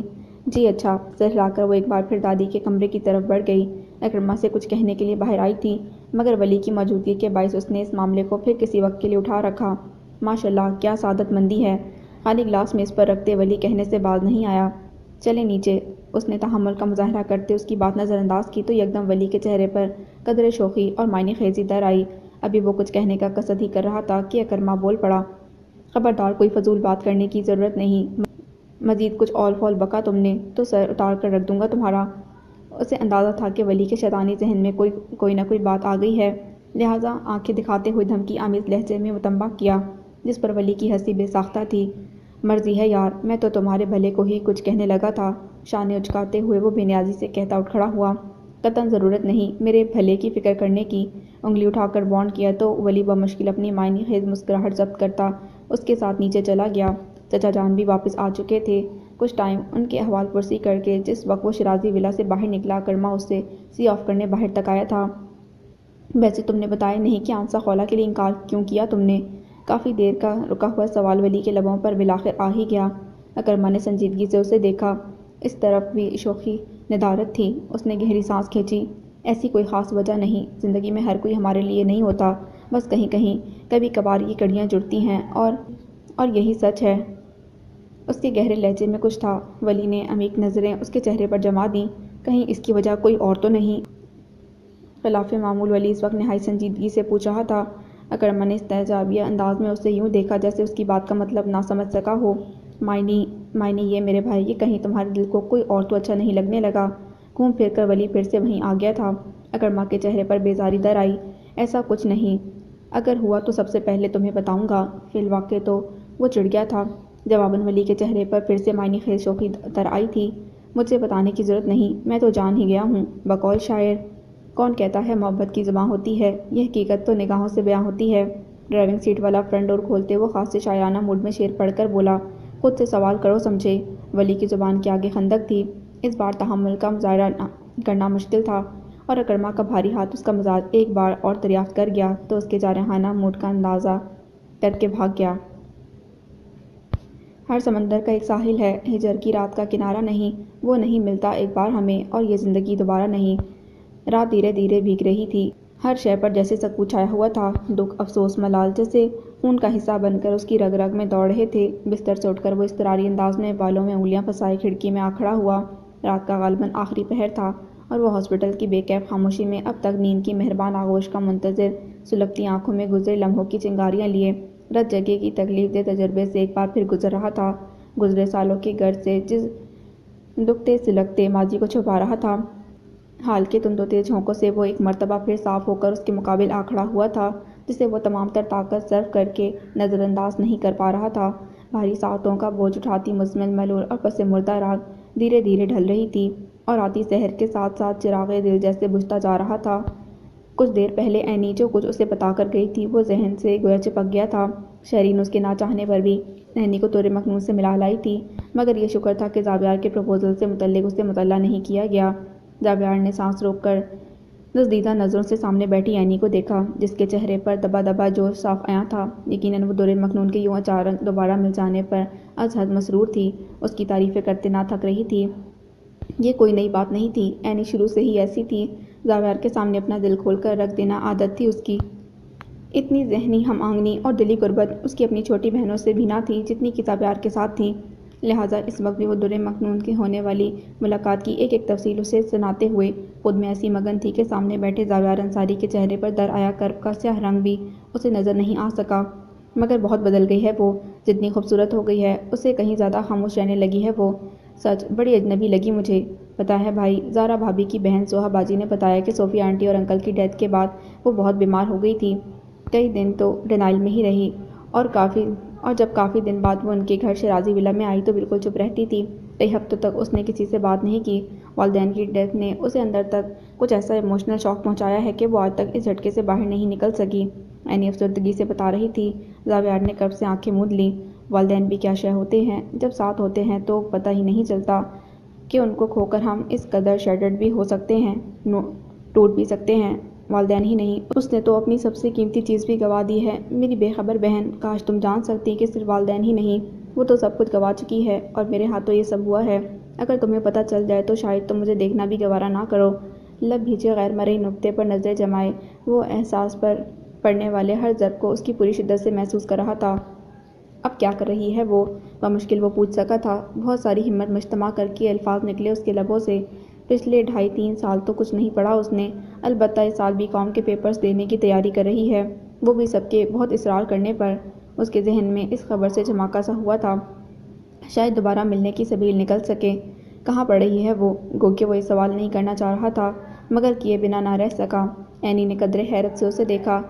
اس نے اس لمحے اپنا چہرہ بے تاثر سا بنا لیا تھا، جس پر وہ مطمئن سی ہو کر بتانے لگی، پرائیویٹ ایگزامز دے گی، گھر پر ہی پڑھتی ہے۔ زارا بھابھی کے کزن ہیں اکرما، ان سے۔ ویسے یہ اکرما صاحب بھی خاصے اسمارٹ ہیں، آپ کو تو پتہ ہی ہوگا۔ زارا بھابھی ان سے ہی خولا آپی کی شادی کروانا چاہ رہی تھیں کہ بیچ میں آغا جان کا حکم آ گیا۔ اینی کی وضاحت سے بتانے پر اسے اکرما شیرازی یاد آ گیا تھا۔ معلوم ہے مجھے، ملا ہوں میں بھی اس سے۔ بھویں سکیڑتے ہوئے وہ کچھ سوچ رہا تھا۔ اچھا، اینی نے استعجاب کا اظہار کیا۔ کہاں ملے وہ؟ یہیں ہاسپٹل میں، 1-2 بار اظہار بھائی کے ساتھ آیا تھا۔ نظر چراتے اس نے شیرازی ولا جانے کا قصہ حذف کر دیا تھا۔ آئی سی، ویسے وہ کافی سویٹ نیچر کے ہیں۔ خولا آپی بتا رہی تھیں کہ اپنے چچا کے کہنے پر بہت محنت کر رہے ہیں اس کے ساتھ۔ اینی کی پسندیدگی اس کی گفتگو سے عیاں تھی۔ تم نے اس سے پوچھا کیا وہ خوش ہے وہاں؟ غیر محسوس طریقے سے اس نے اینی کو اکرما کے موضوع سے ہٹانے کی کوشش کی تھی، جس میں اسے کامیابی ہوئی۔ اینی اس کے سوال پر گہری سانس بھر کر کہنے لگی، ہاں پوچھا تھا میں نے۔ جواباً وہ کافی دیر خاموش رہی، اور پھر کہا کہ سب اس کا بہت خیال رکھتے ہیں، وہ پہلے سے بہتر ہے، ایڈجسٹ ہونے کی کوشش کر رہی ہے۔ ایک ایسے گھر میں جہاں کوئی محرم رشتہ نہ ہو، ایک جوان لڑکی کا رہنا اذیت ناک ہی ہو سکتا ہے۔ ایسے حالات اور ایسی صورتحال میں انسان محض کمپرومائز ہی کر سکتا ہے، خوش نہیں رہ سکتا۔ بتا رہی تھی کہ زوہا باجی اس کا بہت خیال رکھتی ہیں۔ باقی زارا بھابھی تو یہاں ہیں نہیں، اب ان کی سسٹر رضا بھی شادی ہو کر جانے والی ہے، لہٰذا گھر میں اس کے ایج گروپ کا بس ایک ہی نام کا کزن ہے، سیف۔ مگر لڑکوں سے تو وہ شروع سے ہی دور رہتی تھی، اب تو اور بھی بدھکنے لگی ہے، اینی نان اسٹاپ بول رہی تھی، اور زاویار خاموشی سے اپنے ظلم کی تباہ کاریوں کی فہرست سننے پر مجبور تھا۔ واپسی پر جب وہ گیٹ تک اس کو چھوڑنے آئی تو اجی بھائی وہاں تھے۔ انہوں نے اتنے جوک سنائے ہم سب کو، مگر مجال ہے در مکنون کے لبوں پر مسکراہٹ تک آ سکی ہو، جبکہ ہنس ہنس کر ہماری تو جو لائن دکھنے لگی تھی۔ اینی کہہ رہی تھی، اظہار صاحب کے ذکر پر اس نے لب کھینچ لیے تھے، ان کی فطرت سے ٹھیک ٹھاک واقفیت تھی اسے، جب بھی وہ اسے لاہور آتے اسے ان کے اطوار اچھے نہیں لگتے تھے، گو کہ وہ ان سے 8-9 سال چھوٹا تھا، مگر عقل اور آنکھیں بہرحال رکھتا تھا۔ پھر وہ شارجہ چلے گئے تو کبھی کبھار ہی ملاقات ہو سکی۔ تاہم گزرے ہفتے جب وہ اس کے ساتھ اٹینڈنٹ کے طور پر یہاں ہاسپٹل میں رکے، اس کے حافظے پر جمی کر خود ہی صاف کر گئے۔ نرسوں کے ساتھ ان کی بے تکلفی اور نگاہوں کی بے باکی اسے ایک بار پھر زہر خون کر گئی تھی۔ یہی وجہ تھی کہ 2 بار کے بعد اس نے انہیں مناسب لفظوں میں یہاں رکنے سے منع کر دیا تھا۔ مہران البتہ روز آتا، مگر کل رات اس نے زبردستی اسے گھر بھیج دیا تھا، تو گویا در مکنون اس گھر میں اظہار بھائی کے ساتھ رہ رہی ہے۔ اس سوچ کے ساتھ ہی اس کی آنکھوں میں سرخی اترنے لگی تھی۔ میں نے اسے والدین کی بنائی محبت بھری چھاؤں سے نکال کر برزخ میں دھکیل دیا ہے۔ ملال اور پچھتاووں کے ناگ اس کے احساس کو ڈس رہے تھے، چہرے پر زردی کھنڈ رہی تھی۔ اینی اسے دیکھ کر پریشان ہو گئی۔ زوی بھائی آپ ٹھیک تو ہیں؟ کیا بہت تکلیف ہو رہی ہے؟ بھائی کی محبت اور فکرمندی نے اسے یکدم الرٹ کر دیا تھا۔ متردد لہجہ تشویش زدہ تھا۔ I am not feeling well, please تھوڑی دیر کے لیے مجھے اکیلا چھوڑ دو۔ کسی گہرے کنویں سے آواز آئی تھی۔ اینی اسے الجھی نظروں سے دیکھتی اٹھ کھڑی ہوئی۔ اس نے آنکھیں بند کر لیں، لہٰذا وہ مزید کچھ پوچھنے کی خواہش لیے کمرے سے باہر نکل گئی۔ اینی کے جانے کے بعد اس کے کچھ کولیگز بھی اسے وزٹ کرنے آئے تھے، مولا بخش بھی آیا، مگر پھر وہ کسی سے ڈھنگ سے نہیں مل سکا، نہ ہی کسی بات پر دھیان لگا سکا، گو کہ بہت کوشش کی۔ اس وقت سے لے کر اب تک وہ اسی کرب میں ڈوبا ہوا تھا۔ دل کہتا در مکنون کا کہا مان کر اس نے اچھا نہیں کیا، اپنے جرم نہ سہی اپنی محبت کا واسطہ تو دے سکتا تھا نا وہ اسے، تو ممکن ہے وہ کوئی لچک لاتی اپنے فیصلے میں، شاید ایک بار پھر غور کرنے کا سوچ لیتی تو وہ اس کی زخموں کی چارہ گری کرنے کا موقع پا لیتا۔ دل میں ہزار مان سینکڑوں امیدیں جاگ رہے تھے، مگر دوسری طرف اس کا ذہن، اس کا استدلال تھا جو ایسی کسی بھی غلط اور خوش فہمی سے آزاد تھا، اور اس کا استدلال بتا چکا تھا کہ اب در مکنون کی زندگی میں، اس کے دل میں اور اس کی نظروں میں زاویار انصاری کا کوئی مقام نہیں۔ وہ نظر سے گر چکا تھا، اور جو نظر سے گر جائے وہ دل میں کبھی کوئی مقام حاصل نہیں کر پاتے، وہ کتنی ہی محبت کیوں نہ جتائیں، دل کھول کر کیوں نہ دکھائیں۔ وقت اس کے ہاتھ سے نکل چکا ہے، اور اب لکیر پیٹنے کے علاوہ وہ کچھ نہیں کر سکتا۔ کل شام شہریار صاحب لاہور فلائی کرنے والے تھے، لہٰذا صبح ان سے اور آغا جان سے ملاقات متوقع تھی، مگر اس وقت اس کا ذہن شٹل میدان کی مانند ہو رہا تھا، اعصاب پر نہ ٹوٹنے والا سناٹا طاری تھا۔ آج اس نے بغیر اسٹک کی مدد سے ہاسپٹل میں چہل قدمی کی تھی، لہٰذا اب پیر میں ہلکا ہلکا درد محسوس ہو رہا تھا۔ وہ بے چارگی سے سہج سہج کر قدم اٹھاتا بیڈ پر آ لیٹا۔ آج مہران کی غیر موجودگی کے باعث وہ اٹھ کر کمرے میں گھوم پھر رہا تھا، پھر بہت کوشش کرنے پر بھی فجر تک نیند کی دیوی اس پر مہربان نہ ہوئی، اور سپیدہ پھیلنے کے بعد کہیں جا کر اس کی آنکھ لگ سکی تھی، تب بھی گھنٹے بھر سے زیادہ سو نہیں سکا۔ نرس اور ڈاکٹر کی آمد شروع ہوئی تو آنکھ کھلی اس کی۔ 7 بج رہے تھے۔ وہ کسل مندی سے اٹھ بیٹھا۔ شدید تھکن کا احساس ہو رہا تھا، اور یہ تھکن جسم اور جاں کا مسئلہ نہیں تھی، بلکہ روح اور دل میں اتری محسوس ہوئی۔ صبح خیر، آسماں نہ جانے کب سے آئی ہوئی تھی، اس کے جاگنے پر قریب چلی آئیں۔ آپ اتنی صبح؟ اس نے احتجاج سے انہیں دیکھا۔ ان فیکٹ کل رات تم نے زبردستی مہران کو گھر بھیج دیا، اس لیے فکر سے ساری رات ٹھیک سے سو نہ سکی۔ صبح جلدی آنکھ کھل گئی تو سوچا تمہارے پاس آ جاتی ہوں۔ ممطور اور متفکر اسے ان پر پیار آنے لگا۔ وہ ناشتے کی ٹرے اٹھائے اس کے قریب آ بیٹھیں۔ زاویار نے اس لمحے دل کو رقیق ہوتا محسوس کیا۔ محبت بھی کیا چیز ہوتی ہے، جسے بھی اسیر کر لے وہ اپنے محبوب کے لیے مٹنے کو تیار ہو جاتا ہے، پھر خواہ وہ محبت رشتے کے طور سے دل کو اسیر کرے یا بغیر کسی ناطے کے دل کی مکین بنے۔ تمہارے پاپا کی فلائٹ ہے آج، وہ تم سے ملنے آئیں گے، اس لیے میں بھی ذرا جلدی آئی تاکہ ان کے آنے سے پہلے یہاں سے نکل سکوں۔ وہ خاموشی سے بیٹھا، ان کے کہنے پر ناشتہ زہر مار کر رہا تھا کہ انہوں نے کہا تھا، بیٹا تم بھی ذرا اچھی طرح سے مل لینا ان سے، تمہارے والد ہیں وہ۔ اس نے ہاتھ روک کر ذرا کی ذرا انہیں دیکھا۔ سادہ سا چہرہ، تفکر بھری آنکھیں اور پر امید نظریں۔ کیسی فراخ دل اور وسیع الظرف عورت ہیں آپ۔ جس شخص نے آپ کی زندگی کو سب سے بڑا دکھ دیا، ایسا دکھ جسے آپ آج تک اپنے وجود کا حصہ بنائے ہوئے ہیں، جس نے آپ کو مجھ سے جدا کر دیا، اس انسان کے لیے آپ کس طرح اچھا سوچ لیتی ہیں، کیسے کر لیتی ہیں آپ ایسا؟ ملامت تھی اس کے لہجے میں، یا شاید حیرت؟ آسماں خفیف سی ہو گئیں۔ وہ سب پرانی باتیں تھیں بیٹا، بس ہمارے نصیب میں یہی لکھا تھا، مل کر بچھڑنا اور پھر اپنے راستے چل دینا۔ یوں بھی راستہ الگ کرنے کا فیصلہ میرا تھا، ان کا نہیں۔ وہ مجھے اپنے گھر سے نکال نہیں رہے تھے۔ ہاں مگر دھوکہ دیا تھا انہوں نے مجھے، مگر اس کو بھی میں کب کا معاف کر چکی۔ اس کے گھنے بالوں والے سر پر شفقت سے ہاتھ پھیرتی وہ سچائی سے کہہ رہی تھی۔ زاویار کی آنکھوں میں الجھن اور متفق نہ ہونے کا اندیہ تھا۔ یوں بھی میں تقدیر کو مانتی ہوں بیٹا۔ زندگی نے اگر مجھ سے کچھ چھینا تو بہت کچھ دے بھی دیا، اور خاص طور پر جب سے تم میرے پاس آئے ہو، میرے سارے گلے، تمام شکوے مٹ گئے ہیں۔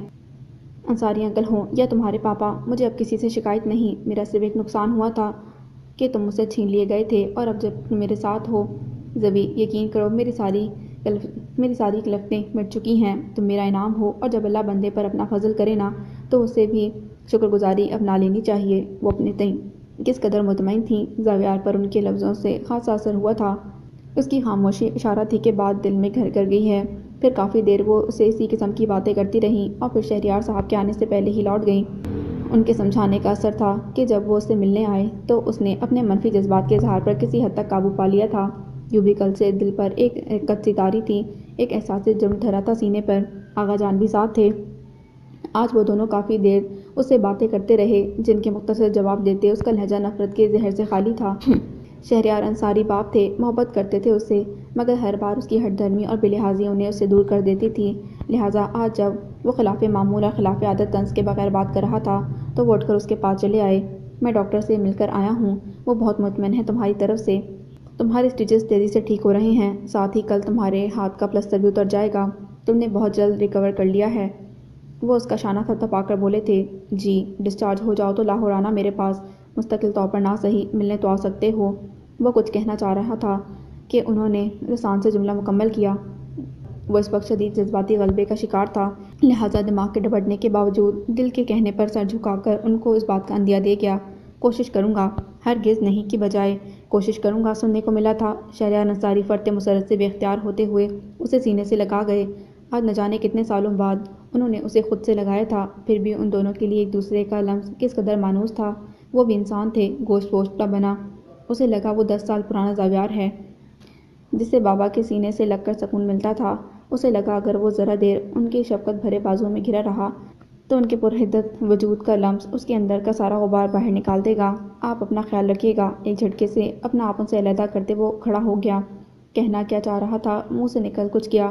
شہریار صاحب نے جھنبے سے اسے دیکھا۔ کمرے کی مانوس فضا بھی اسے حد درجہ بوجھل اور اجنبی سی لگ رہی تھی۔ مجھے اپنا خیال رکھنے کی بھلا کیا ضرورت، میرا جوان بیٹا ہے، اب تو اسے میرا خیال رکھنا ہے۔ باتوں باتوں میں وہ اسے کچھ جتا گئے تھے۔ اس کی آنکھوں میں شکوے اترنے لگے تو سر ٹھٹکا۔ آخر کیوں ہم اپنے مجرموں کو معاف کرنے کا حوصلہ نہیں کر پاتے، کیوں تنگ دل بن جاتے ہیں، اتنے کہ خود سے محبت کرنے والوں کی کوتاہیاں اور غلطیاں ہمیشہ کے لیے دل کا زخم بنا کر ان کی نگہداشت کرتے رہتے ہیں تمام عمر۔ کیوں نہیں ہم بھول جاتے، نظر انداز کر پاتے، اپنوں کے دیے دکھ کیوں ان پر ساری زندگی بیان کرتے رہتے ہیں۔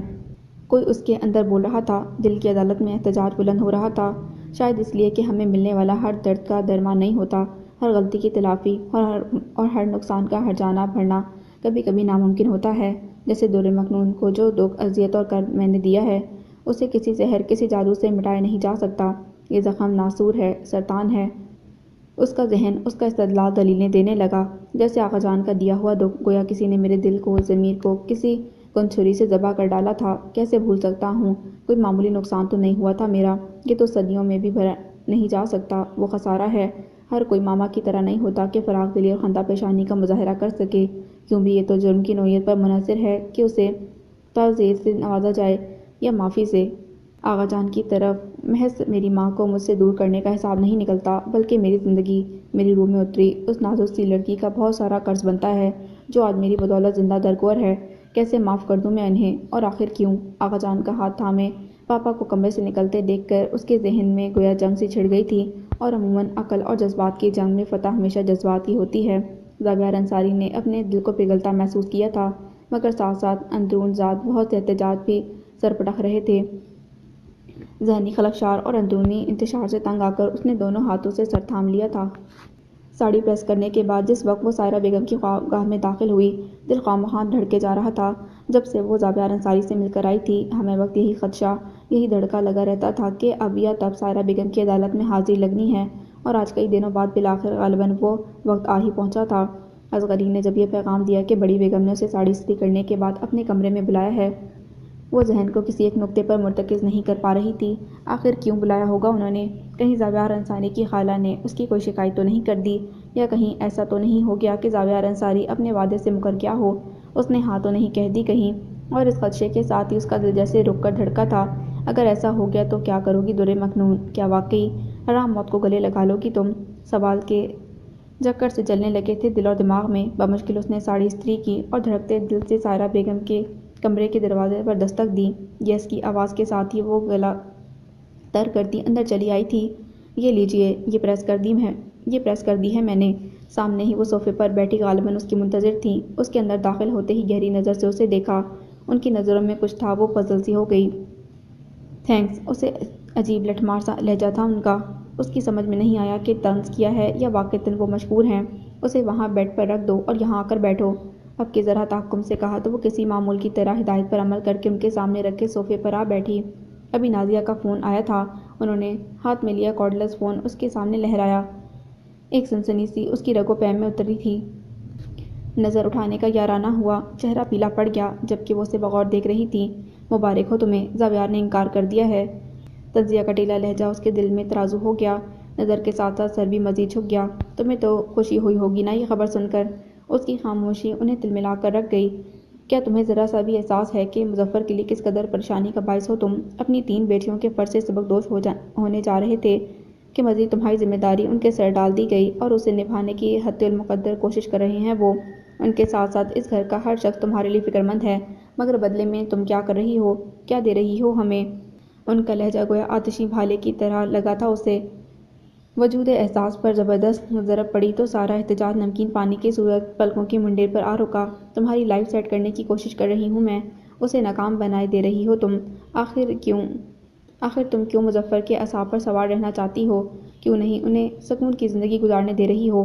پچھلے دنوں خود کو صبر کا جو سبق وہ پڑھا رہی تھی، آج نازیہ کی فون کال کے بعد ایک مرتبہ پھر وہ اسے بھول گئی تھی۔ تمہیں اچھی طرح معلوم تھا نا کہ میں نے تمہیں زاویہ سے کیوں ملوایا تھا؟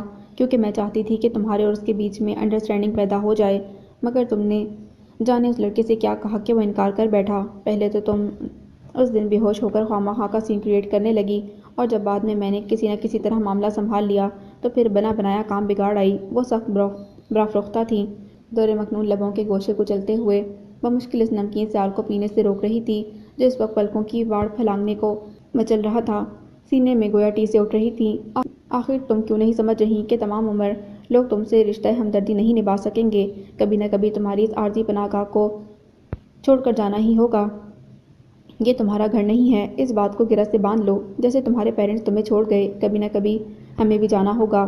اس کی چپ انہیں جھنجھلانے پر مجبور کر گئی، تاہم بات انہوں نے پتے کی تھی۔ در مکنون نے بے اختیار نظر اٹھا کر انہیں دیکھا۔ ناگواری اور نفرت کی چنگاریاں سی پھوٹتی محسوس ہوئیں اسے سائرہ بیگم کی آنکھوں سے۔ اس نے ان کی ساری پلاننگ خراب کر دی تھی۔ اس گھر سے اسے نکالنے کی جو چال وہ چل رہی تھی، اس میں بہت بڑا رخنہ پیدا کر دیا تھا اس نے۔ بے بسی اور بے چارگی کی انتہا تھی۔ اسے اپنا آپ اس لمحے کسی گداگر کی مانند محسوس ہو رہا تھا جو سائرہ بیگم کے آگے اپنا کشکول، اپنا کاسہ سوال کو درجہ ذلت اٹھانے کے باوجود دراز کیے ہوئے تھا۔ اس پر اپنے والدین کا ذکر وہ خود پر قابو نہ رکھ سکی، باوجود ہزار کوششیں اس کے لبوں سے آزاد ہونے لگیں۔ سائرہ بیگم نے بیزاری سے اس کے جھکے ہوئے گہنے بالوں والے سر کو دیکھا۔ تمہارے رونے سے یہ حقیقت نہیں بدلے گی لڑکی، معاملہ سمجھنے کی کوشش کرو۔ میں، مظفر اور اماں کی زندگی جب تک ہے تبھی تک تم اس گھر میں رہ سکتی ہو، پھر اس کے بعد کیا ہوگا؟ کیا کرما کی بیوی یا سیف کی فیملی تمہیں برداشت کرے گی اس گھر میں؟ ان کا سوال کڑا اور حقیقت پر مبنی تھا۔ در مکنون نے ہتھیلی کے پس سے رخساروں پر بہتی نمی رگڑ کر صاف کی۔ نو وے، اپنے سوال کا خود ہی جواب دیا تھا انہوں نے۔ اس بھول میں کبھی نہ رہنا کہ اکرما یا سیف کی فیملیز تمہیں یہاں اپنے ساتھ رکھنے پر راضی ہوں گی۔ آج کل کی لڑکیاں ساس سسر کو برداشت کرنے کو تیار نہیں ہوتیں، کجا کہ ایک ایسی لڑکی کو جھیلنا جس کا کوئی حقیقی رشتہ ہی نہ ہو کسی سے۔ الفاظ تھے کہ برچھیاں، اسے اپنے پہلو میں خون رستہ محسوس ہو رہا تھا۔ ایک ذلت وہ تھی جو اس نے ایک درندے کے ہاتھ اٹھائی تھی، اور ایک تذلیل یہ تھی جس کا اسے اپنی ماں جیسی ہستی کے مقابل سامنا تھا۔ سیف اس کا کزن تھا، اکرما نہ سہی، کم از کم اس سے تو کسی نہ کسی حوالے سے رشتہ بنتا تھا اس کا، مگر سائرہ بیگم کی گفتگو نے گویا اس کا یہ امکان بھی ختم کر دیا تھا۔ لہذا اس بات کو سمجھو لڑکی، آج میں اور مظفر تمہارا گھر بسانے کی کوشش کر رہے ہیں۔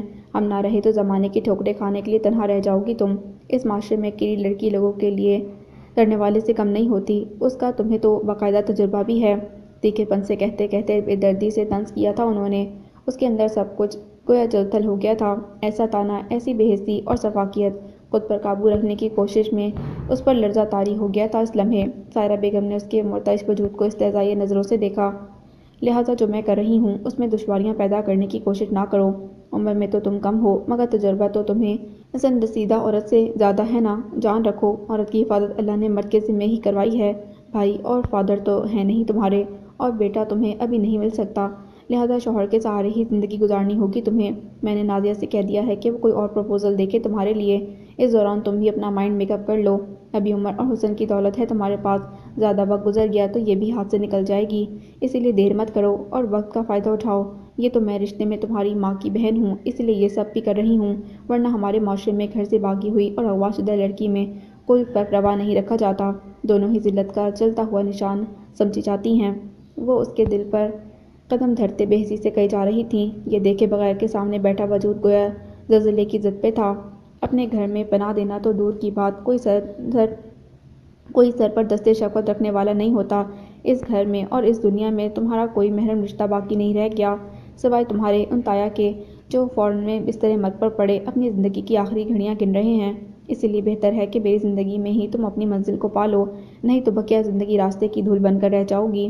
آنے والے مستقبل میں درپیش خطروں کا ادراک اس کے حوالے سے کرتے ہوئے وہ آج اپنی اور مظفر صاحب کی موت اس کے سامنے اور اس دنیا سے چلے جانے کا ذکر بالخصوص کر گئی تھیں، وگرنہ عام حالات میں وہ موت کے بارے میں سوچنا بھی پسند نہ کرتی تھیں۔ نہ جانے نادیہ نے ایسا کیا کہہ دیا تھا انہیں کہ ان کی گفتگو میں کئی بار موضوع زیر بحث آیا تھا، یا غالباً وہ اسے بہلا پھسلا کر نہ سہی ڈرا سہما کر ہی اپنے مقصد میں کامیاب ہونا چاہ رہی تھی۔ بہرحال کچھ بھی تھا، جو بات اکرمہ اور دادی نے دبے لفظوں میں اس سے بارہا کہی تھی، وہ آج بالکل کھلے الفاظ میں سائرہ بیگم کی تغیر صرف زبان نے اس کی سماعتوں میں مانند زہر انڈیل دی تھی۔ بہرحال اب جاؤ تم یہاں سے، اور جانے سے پہلے اپنا چہرہ صاف کرو۔ سائڈ ٹیبل پر رکھے ٹشو باکس سے ایک ٹشو گھسیٹ کر نکالا اور اسے تھما دیا۔ ہر بات پر آنسو بہانے مت بیٹھ جایا کرو، جو میں نے کہا ہے اسے سمجھو اور عمل کرو۔ میں چاہتی ہوں کہ مظفر اور میں جتنی جلدی تمہاری ذمہ داری سے عہدہ برا ہو جائیں، اتنا ہی ہمارے اور تمہارے حق میں بہتر ہے۔ تاہم تم یہ مت سمجھنا کہ ہم تمہیں کسی کنویں میں دھکیل دیں گے، دیکھ بھال کر تمہاری پسند اور خوشی کے مطابق ہی فیصلہ کریں گے، مگر اس کے لیے تم بھی کوآپریٹ کرو۔ غصے میں بہت کچھ کہہ دینے کے بعد اچانک ہی ان کے اعصاب کی نزاکت کا خیال آیا تھا۔ کل نکاح کی تقریب تھی گھر میں، ایسے میں اگر دور مکنون کو سٹریس کے باعث کوئی دورہ پڑ گیا تو لینے کے دینے پڑ سکتے تھے۔ بالخصوص مظفر صاحب نے انہیں وارن کر رکھا تھا کہ وہ دور مکنون پر کسی بھی قسم کا جبر نہیں کریں گی۔ غصے میں اچھی طرح اسے سمجھانے کے بعد جوش کا خمار اترا تو انہوں نے ہوش میں آتے ہی نرمی اور بیزاری سے اسے سمجھایا۔ جواباً وہ محض نظر اٹھا کر انہیں دیکھنے لگی۔ اف، لڑکی ہے یا حسن کا مجسمہ، صوفی اور زاہد میں تو کسی سے بھی مشابہ نہیں ہے۔ اس کی درد کا عنوان بنی مڑی ہوئی پلکوں والی آنکھوں میں جھانکتے ہوئے وہ سوچے بنا نہ رہ سکی، جبکہ دور مکنون کی گلہ آمیز نظریں اس کے اندر اپنے الفاظ پر ندامت جگانے لگی تھیں۔ اینی وے، اب تم جاؤ۔ انہوں نے بے اختیار نظر چرائی تھی۔ دور مکنون یوں اٹھی جیسے ابھی گر پڑے گی۔ دکھتے دل اور تھکے قدموں سے باہر آنے میں گو کہ اسے بہت مشقت کرنی پڑی تھی، مگر وہ مزید ان کے سامنے رکنا نہیں چاہ رہی تھی۔ جو کچھ سن لیا تھا، جتنا زہر اپنے اندر اتار لیا تھا اس نے، اسے لبے مرگ کرنے کے لیے وہ کافی تھا۔ لاؤنج خالی پڑا تھا۔ وہ شکستہ قدموں سے کچن کی طرف چلی آئی، گلاس بھر کر وہیں کرسی پر گر سی گئی۔ کس قدر بے اہمیت ہوں میں، اتنی ذلت، اس درجہ تذلیل سہنے کے باوجود زندہ ہوں۔ آخر میں مر کیوں نہیں جاتی؟ کیا کمی ہو جائے گی اس بے درد دنیا میں، اس شیرازی ولا میں میری موت سے، میرے چلے جانے سے؟ کیوں ہوں میں اس قدر ڈھیٹ؟ ایسا پہاڑ جیسا دکھ اٹھانے اور دربدر ہونے کے باوجود کس درجہ بغیرتی سے زندہ ہوں، سانس لے رہی ہوں۔ گھونٹ گھونٹ پانی پیتے ہوئے وہ اپنے آنسوؤں کا زہر بھی پینے کی کوشش میں تھی، مگر اس میں کامیاب نہ ہوئی۔ تکلیف نے سسکیاں روک لیں اور اس نمکین گرم سیال کو آنکھوں سے بہہ جانے دیا جو سینے میں لاوے کی طرح پک رہا تھا۔ سائرہ بیگم کے لبوں سے نکلا ایک ایک لفظ کسی ہتھوڑے کی طرح احساس پر ضرب لگائے چلا جا رہا تھا۔